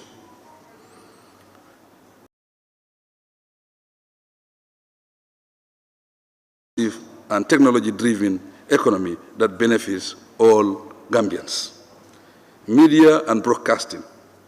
Honorable Speaker, the Ministry of Information plays the vital role of ensuring transparency, public engagement, and access to timely and accurate information to enhance public understanding of government policies and programs. The Ministry launched several key communication initiatives last year.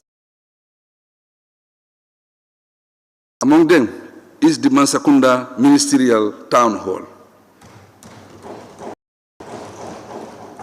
a bi-weekly public engagement program that creates direct interaction between the public and government ministries. For the purpose of enhancing transparency and access to information, the ministry, in partnership with Freedom House,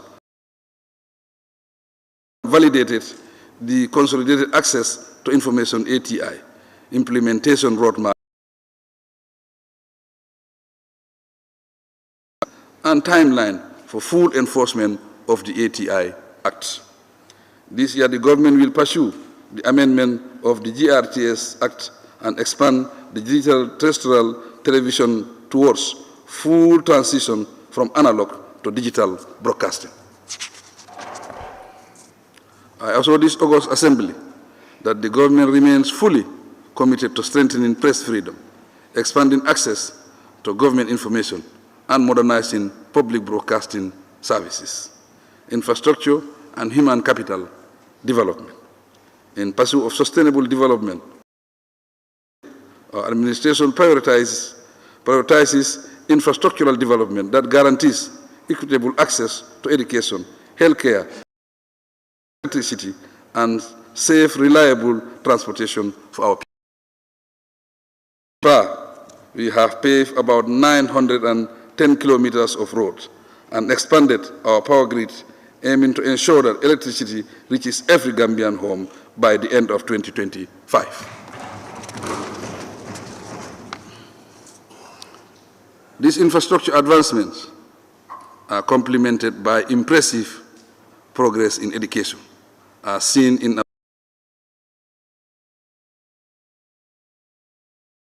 Honorable Speaker, it is worth noting that 424 new schools have been built and 400 new classrooms. Those providing learning space to accommodate the increasing number of Gambian children has experienced significant advances, with gross enrollment rates rising to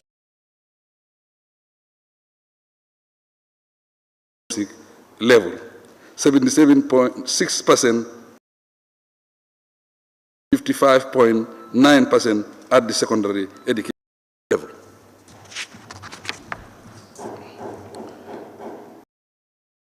Lies our steadfast dedication to removing obstacles, enhancing access to quality education, and fostering opportunities for every Gambian child to excel.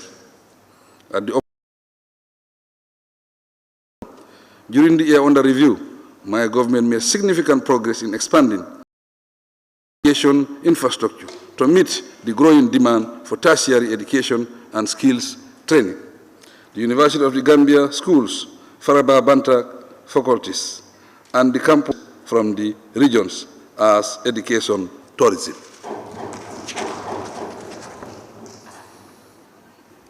Construction works in Brikama and a multipurpose technical and vocational is ongoing. These interventions are aimed at expanding technical and engineering education in the Gambia. The transformation of Gambia College, the Management Development Institute, into the Civil Service University is expected to improve public service delivery and governance respectively. Further still, my government is establishing centers of excellence to equip the youth with practical expertise in agriculture, enhance their employment and employability.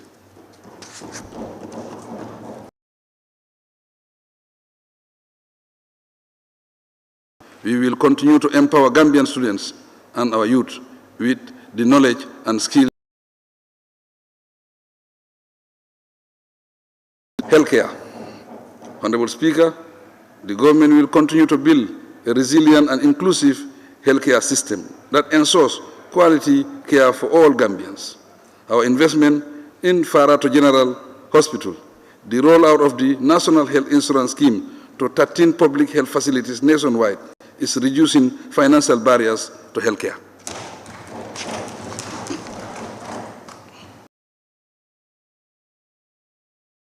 Blood transfusion, diagnostics, and imaging centers, as well as the food and drug quality control laboratory around completion. These, together with the ongoing construction of 6 new health facilities in various parts of the country, and the expansion and refurbishment of both Birkamamba Health Center and Biam Hospital, will certainly ensure improved healthcare outcomes. Meanwhile, 5 X-ray machines have been installed and in use in our regional hospitals. 11 laboratories, 1,100 household latrines have been constructed across the country to improve sanitation and hygiene. We are also building a new warehouse for drugs and a medical supply storage to improve the availability and distribution of essential medicines. To further enhance reliable transportation and service delivery, particularly in the rural area, we have procured 32 new ambulances, 7 trucks, vehicles, and improve emergency response time. Over the years, there have been significant improvements in medical equipment provision and national health insurance coverage. Nonetheless, access to specialized care remain areas for further investment. All our healthcare reforms are meant to build a resilient and inclusive healthcare system that guarantees quality care for all Gambians. To realize this, I urge the health sector to reform our drug chain management and regulation for ready availability of reliable and safer quality drugs.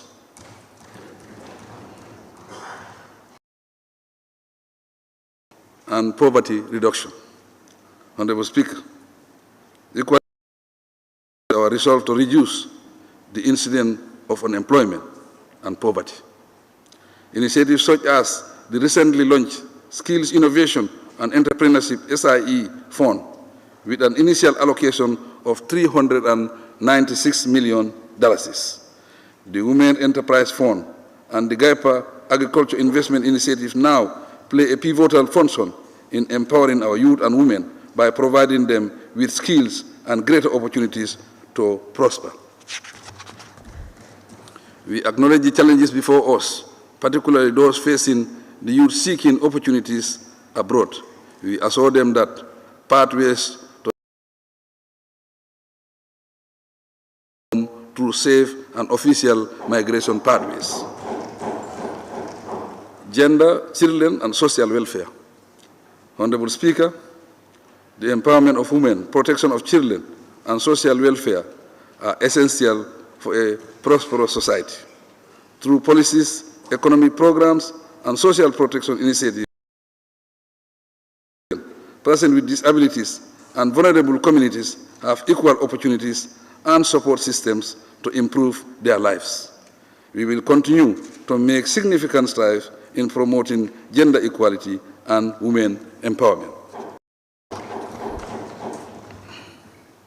In the area of gender-based violence, child protection, and people to be a priority for my government. But this required more awareness, legal enforcement, and victim support systems.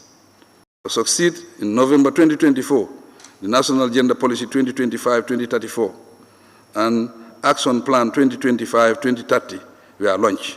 The policy serves in gender mainstreaming efforts across the country. Because women's participation, my administration has expanded financial inclusion and access to resources for female entrepreneurs. Between June and December 2024, for example, the sum of $15.88 million was disbursed by the Women Enterprise Fund to support 138 women groups across the country. 26.3% of the amount disbursed was successfully recovered during the period. The government continues to implement critical interventions to combat malnutrition, promote food security, and enhance social welfare. The National Social Protection Act 2024, for instance, has established a centralized social protection fund to finance initiatives across the 5 areas of the National Social Protection Policy 2015-2025. In the 2025 budget, and will be used to expand the government-funded initiative of mainstreaming social assistance program. The program supports vulnerable persons, such as orphans, the elderly, female-headed households, and people living with disability. Existing 2011 individuals, raising the existing 2011 individuals, raising the benefit. More than 10 programs across MDAs, UN agencies, and NGOs have utilized the data to support individuals and households. The government is building the structures to ensure that we leave no one behind. Youth welfare. Mr. Speaker, my government will continue investing in youth advancement so that young people can participate maximally in national development and experience a vibrant ecosystem development needs. In August 2023, I launched the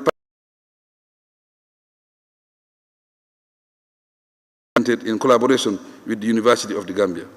The program equips and prepares young university graduates for the job market. Today, I am pleased to announce that so far, 88 youths have completed their national service program.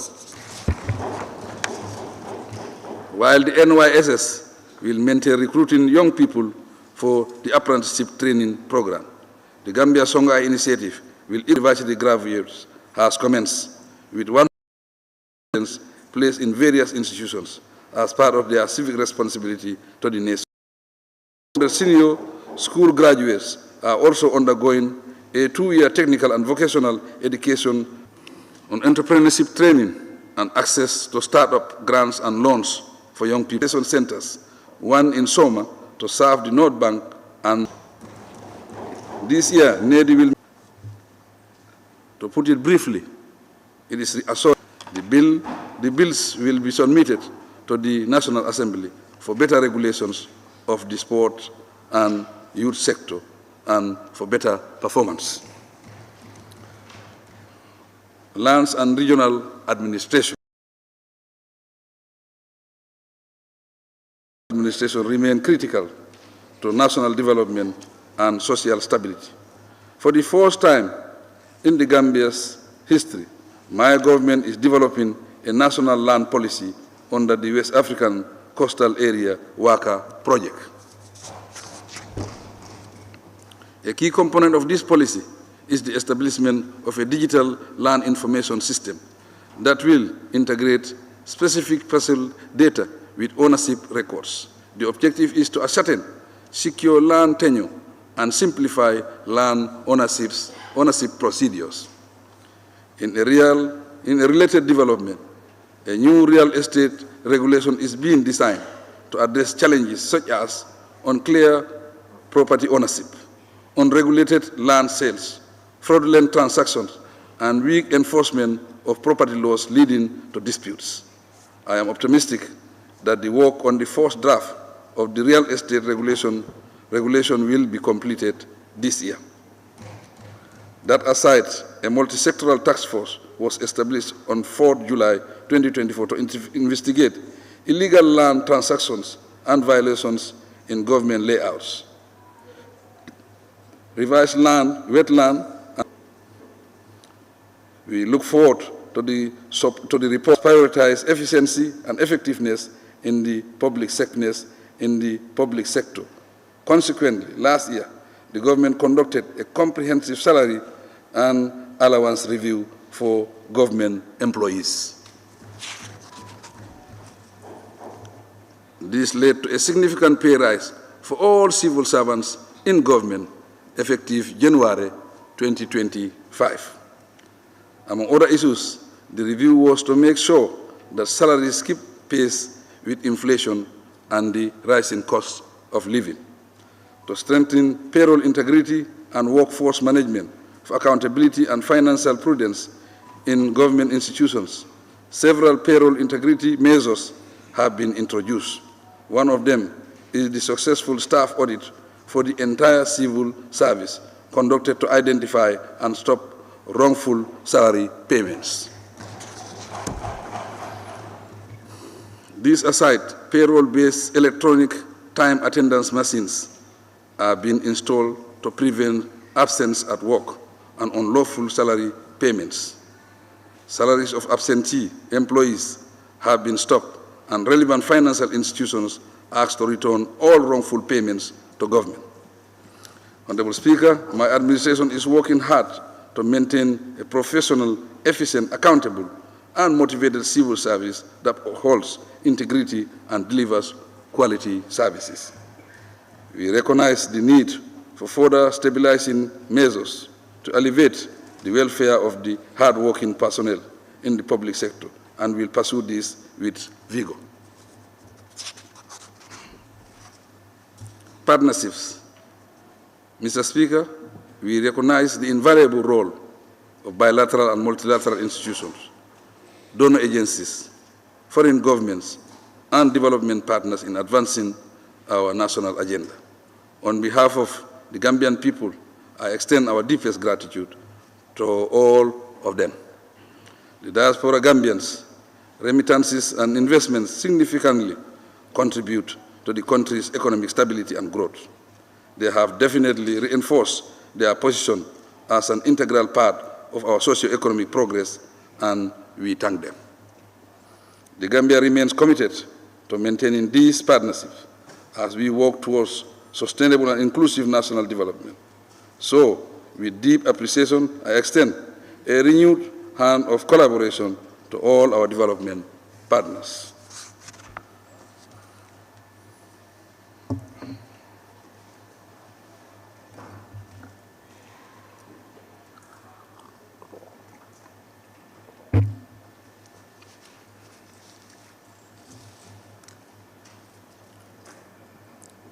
Concluding remarks, Honorable Speaker, Honorable National Assembly members, distinguished guests, ladies and gentlemen, my address has shed light on the journey we have collectively embarked upon for reflection, inspiration, and redelegation to our dear nation.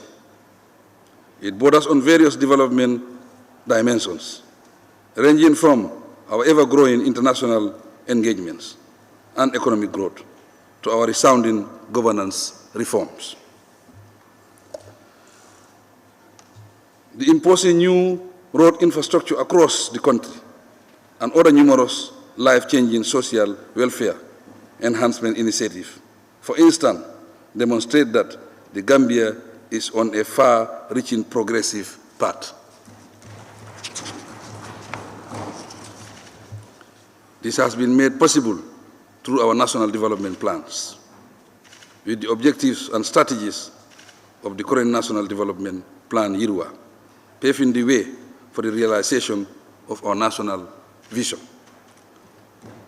Honorable National Assembly members, my government has exhibited, through concrete action, the political will to realize our development policies and programs.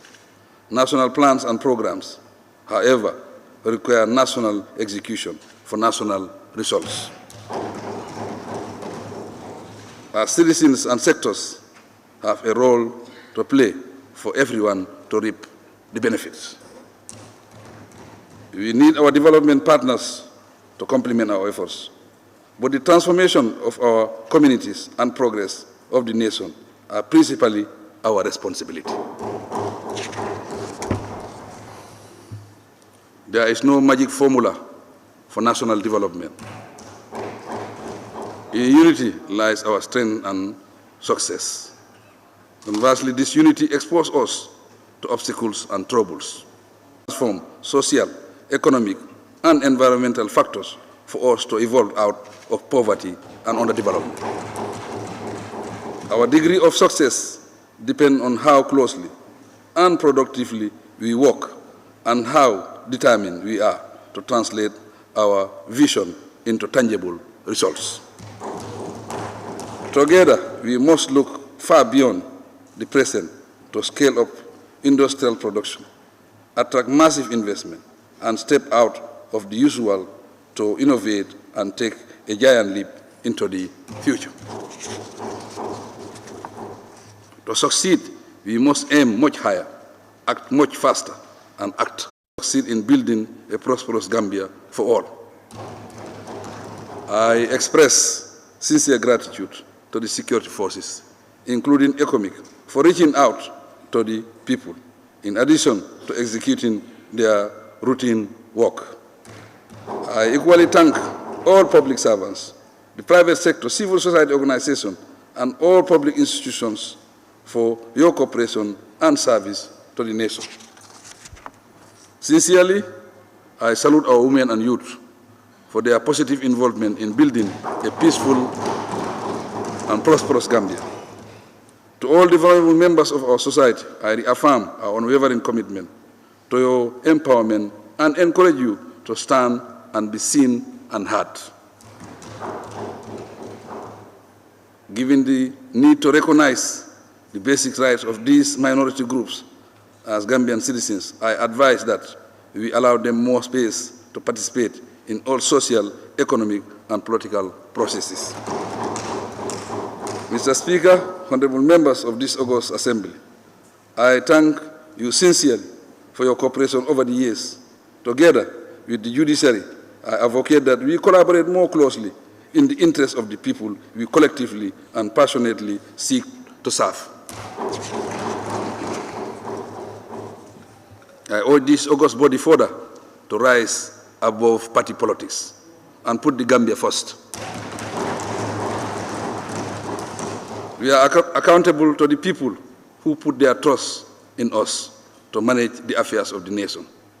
The institutions through which we serve them define our various mandates. Thus, I plea that we aim higher to advance our governance processes, administration, and monitoring strategies. With faith, perseverance, and a shared vision, we will successfully drive the Gambia forward into a future of prosperity and peace. I invite all Gambians, partners and friends to join us in this regard. Ladies and gentlemen, I am thankful to every citizen and resident in the country for the peace and stability we enjoy. Finally, I thank everyone present for your attendance and attention. May God continue to bless the Gambia and bless us all. I thank you.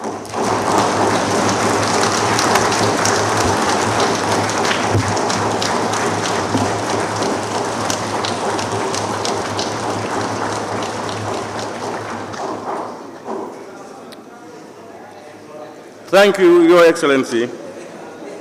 Honorable members, any seconder to the motion? Honorable Member for Kantora and Majority Leader.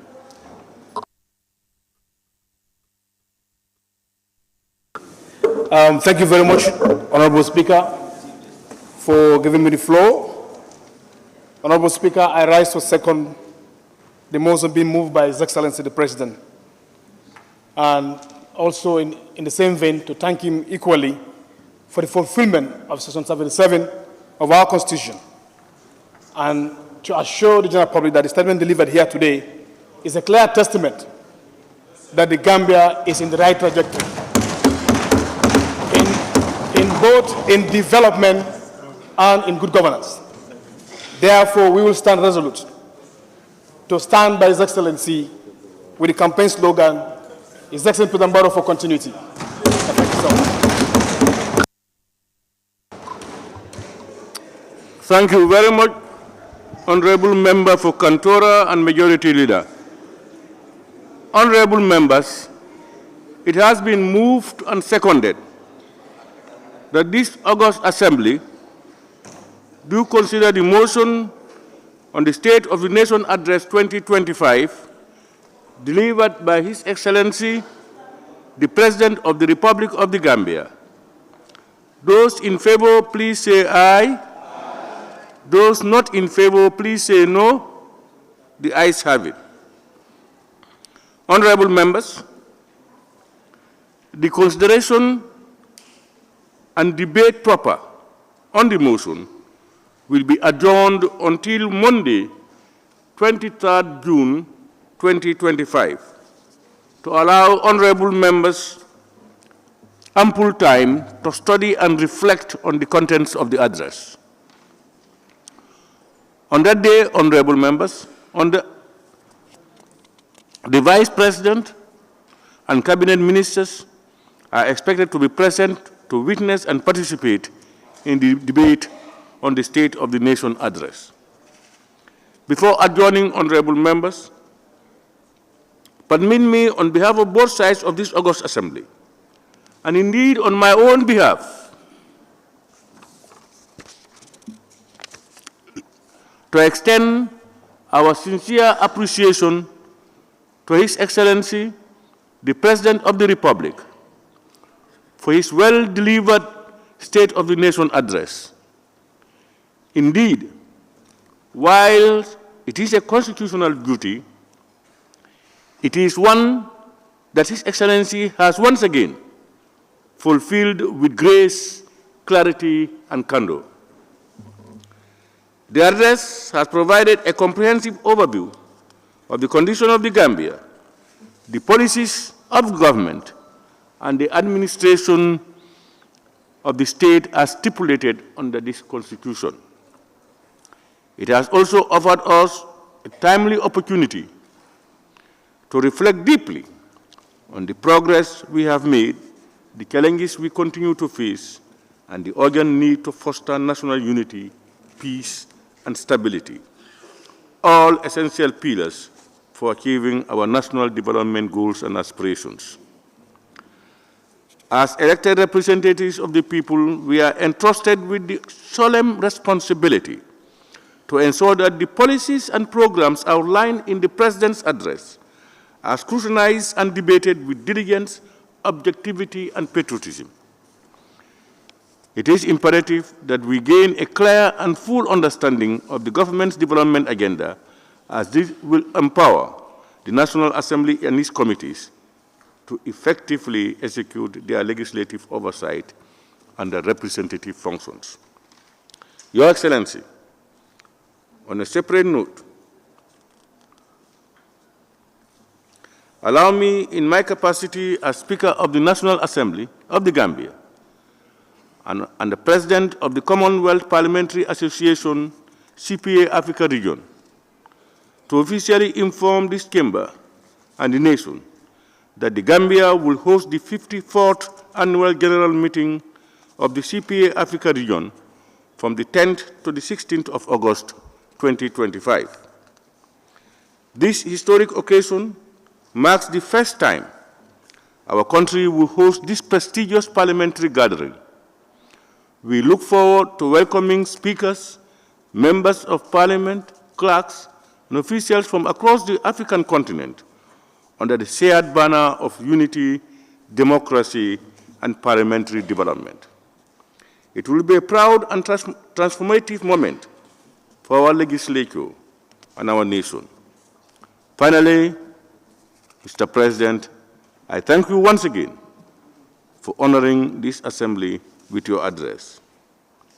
In the same spirit, I extend gratitude to His Excellency, the Vice President, my Lord, the Chief Justice, and Honorable Justices of the Superior Courts, Honorable Cabinet Ministers, Honorable Members of the Assembly, and all distinguished invited guests for their presence at this important event in our parliamentary calendar. On behalf of both sides of the Assembly, I also wish to register our heartfelt appreciation to all Gambians for their continued support and collaboration in our collective pursuit of nation building. A special word of thanks goes to the Office of the Clerk, the task force, and all staff and stakeholders who have, in their various ways, contributed immensely to the success of today's event. Honorable members, upon putting the question, I kindly request all guests to remain seated to allow His Excellency the President to take his leave of the chambers, to be followed by the Vice President, Cabinet Ministers, and other dignitaries. On that note, honorable members, I now put the question. Be it resolved that this August Assembly do stand adjourned until Monday, 23rd June 2025 at 10 a.m. Those in favor, please say aye. Those not in favor, please say no. The ayes have it. This Assembly now stands adjourned until Monday, 25th June 2025 at 10 a.m. prompt.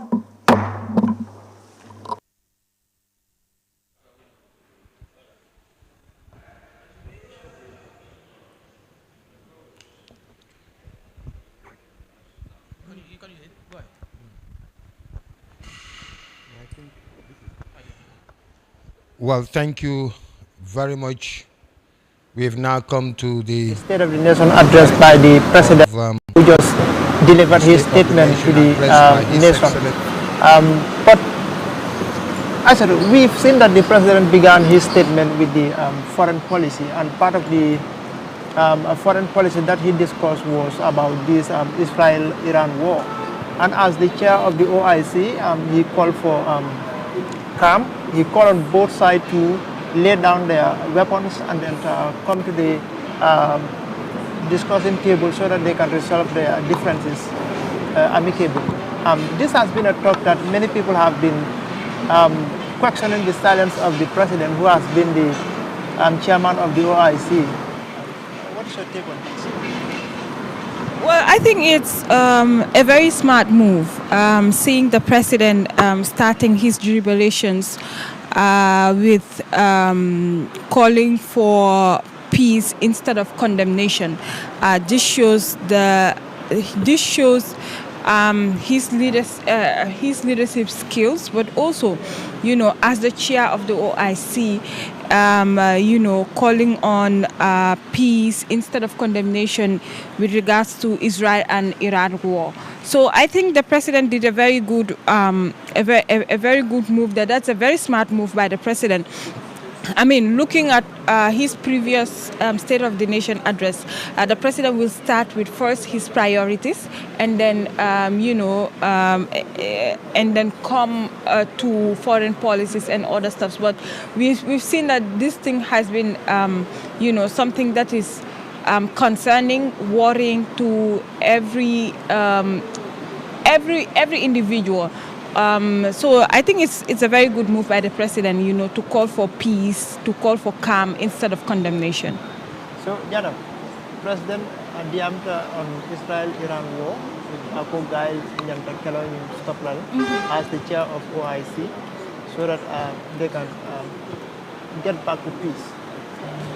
Yeah, maka comme yafa nyame rek wala banko ni fitino be je janibe diam la ko tenke drom e kamen kumandi wala kairoti ka mexo ko kairo e sabati dam mangolu tema janimi na kudo fala ni ama e be mira la kudo la kairo la folo nyanta sabati la so ni kairoti je doro e buke mira no kudo la wala tinna ayala diamol folo wala akata fenti me yalon ko akuma yata bakele anu ngaron fana mobe ba appreciate lale mobe ba alawo diamo folo dula mobe ba kontaan na wala bakala because Cairo atamu feneti me yalon ko hana manke president doronti mobe nyanta Cairo kumandilal yeah and then the other issue that he spoke about is the security state of the country.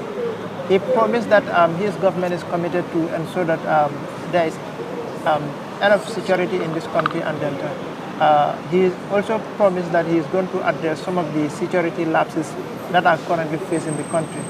Part of it is drug trafficking, and you have other kind of insecurity that have been disturbing the country, which I also would commend him for that, because security is one of the key issues that has been, disturbing the country for a while, especially under his regime.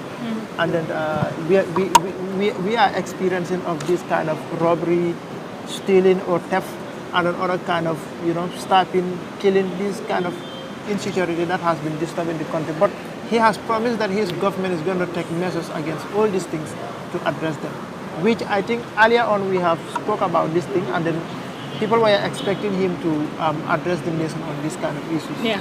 So the president will always say, "I'm the most informed person in this country," and I think coming out here today, facing the realities on the ground, saying despite the challenges that the security is facing, but his government will ensure there is a safe environment for every Gambian in the country, which it is also commendable. But then this has been something that has been going on for a very long time. We've seen theft, people robbing people, to an extent of, in fact, people will basically kill people just to take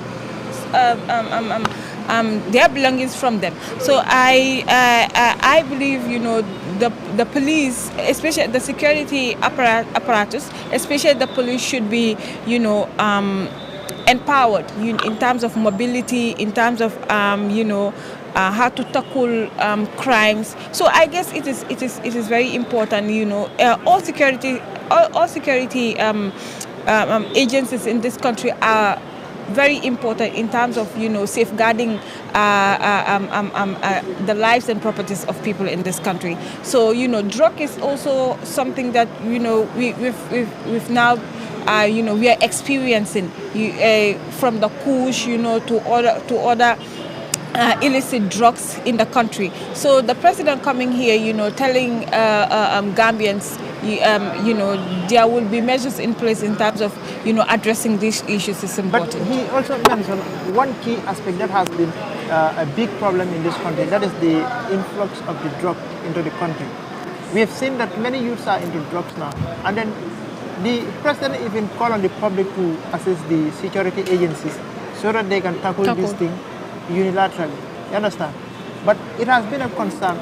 To your own understanding, one thing he couldn't provide is how his government is going to tackle all these things. I think one is, making sure the airport is secured, making sure our borders are also secured, because these are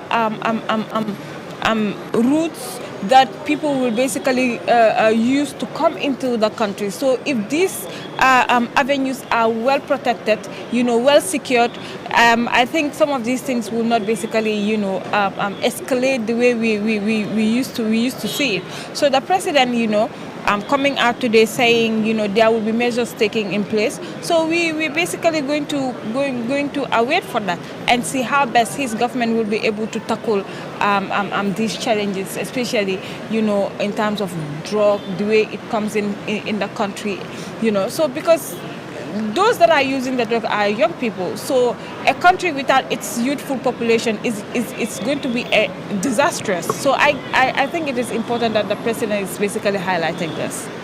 So Jadam, yet President of Moila Apo, his government is going to take measures on security issues. But Kudol Bijay, I concentrate on those things. Those are these drug trafficking into the country. I mean, recently we have experienced a rise in crime, and then we have also experienced like young people, more Jamala Bijay, they are into drugs. But one thing the president couldn't provide is how his government is going to tackle this thing. Yes. He only raised a question that, or appeal that the public should support the security agencies. But Molia Ajeleko, Mola borders, like especially land borders, is not totally controlled. Understand? People come in and out at any time. In fact, the crime rate happening in this country, I'm not saying all are caused by the foreigners, but we have seen non-Gambians also committing also contributing to exactly. it. So yeah, committing a lot of crimes here. Dolbijan Fund, they are not documented people in this country here, but they just come here, stay here, do whatever they want to do, and then sometimes even if they do these crimes, they run away. So, based on your own analysis, how do you analyze President's statement on this issue? Security ngalo so manda ngo fo jande nga expect ba ko president o fon mo molati me yalon ko tonya tanko wada sata banko ko jande ngalon ko last year ya fu janne disem fana murta kan no ko tenke so malon this 2025 ni munamina la moliyo ko tenke because last year nga jele bar ma improvement jeje after the president wala speed nyakil ngo nyama dronga tuta wala to so this year fana nga nata hope so bayo afonka foloko atamu moti me alon ko aka kala mutandiro ke ko wala bake banko kan janne so wala ngala wala kalam da wala tinda fana na this year fana state meno di ko tankonye bar fana ay nata tenna me alon ko ay bakata maslan dati hana man ke president do don ti bar banko be banko dingol be même ñin drug stuff solti because ni yaji be nka kus même fango fo ma fo gambie ja bu kada da jambara jama ba kanale andun luntangol lena kadunda so that mean that na bodal kabiri airport tolemba fona bodal wolbe mudulati damente alon ko aman sicho because anata nyin drogol kadunna ne kabo outside kadunna banko ka an salo wolto ko na boda solo man sicho anin fana mo jamal fanan bi janne e kaduna banko kan rampantly without no document and fana so ñinin karolem dal ñin kol bebe solf no la ñamen walam dron nako banku dingol saad ise demaro keje bar mbe sula la banku dingol la demaro la bar man sakundani banku dingol la ñante bulodu na ñobul kaje ko kanyin kele amanya natula security doron bulu kabirin president la lemban fo mo laban la banko kan mol be nyante bulodu na nyobul kaje ko kanyin drops drop quota ka kala banko kan because ni ajibe sanjitan ni lulu ya jabe kusma ka wala ya jabe nyamo sabakan amu fenti me yalon ko ay maslamo na fe banko kan bakala anda be crime financial ndi la bake banko kan so membe je doron mo be se bulodu nyobulo kono kaje ko ka kanyin crime sol kala so president wala najan ka fo ka fon hakilo bulandala anin ka hospital like Loptan also there's no drugs but the president also like he's committed our government is committed to ensure that the hospital have more drugs like they are willing to establish or construct a warehouse store whereby they will put drugs there. iya hani maka kumata bakela pour banko e wosoto bar ni nyin droxol nata wala ni nyin borol nata be manage la nyaadi la anabe mutala nyaadi la wala ko eksono nyin timel nyanta mo nyin kala men because sante mol kamen kumbo wala ko hani boro na baye fongol ka fol ko boro be banko kana bar boro ka dum min to na tra be banko kam men sula tala wol bu kana faso tala loptano to so ka drox sto yele jang wala ka alo jang ku ken dolem is a good idea natra be kenola asake barfana nanata abe kena nyaadile fo amina men ye fo wolbe na faso to la jil anum fana borsi fa nyaadile be dunna nanjam because ngajila na dindingolu men yalon ko na dina no men fata because of the drug wala na borsi fa nyaadile be dunna nyaadi ani nanata fana e be mun lekala kajo ko ni mol yata be safe lale so wolbe mu fenti me yalon ko akumata sa nyinin karobe dame ni boro nata na health department wala na Ministry of Health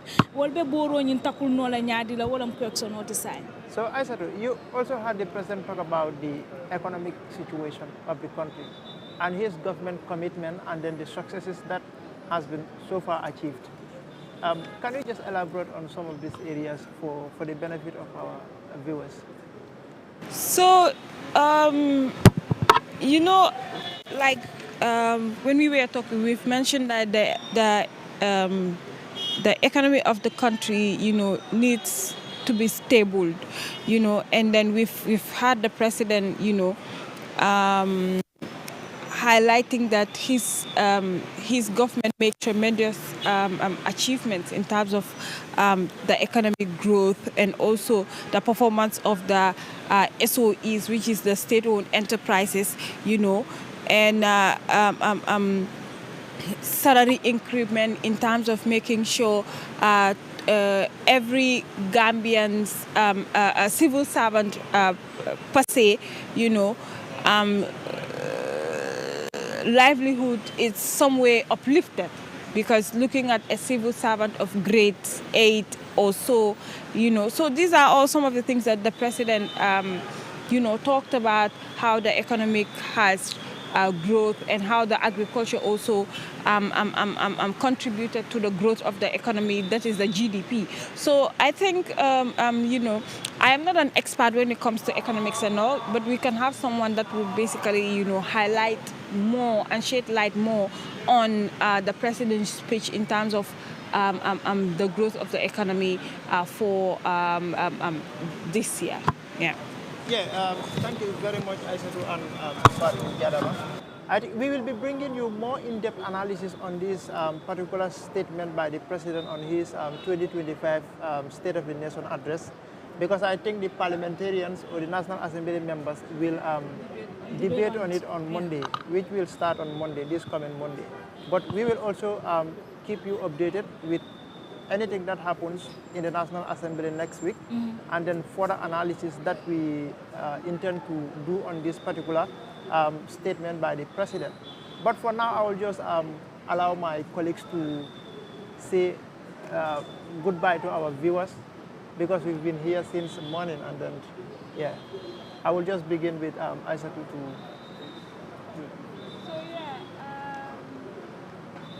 We just want to say thank you for tuning into Gambian Talents TV, and it was the State of the Nation addressed by His Excellency the President, where the President,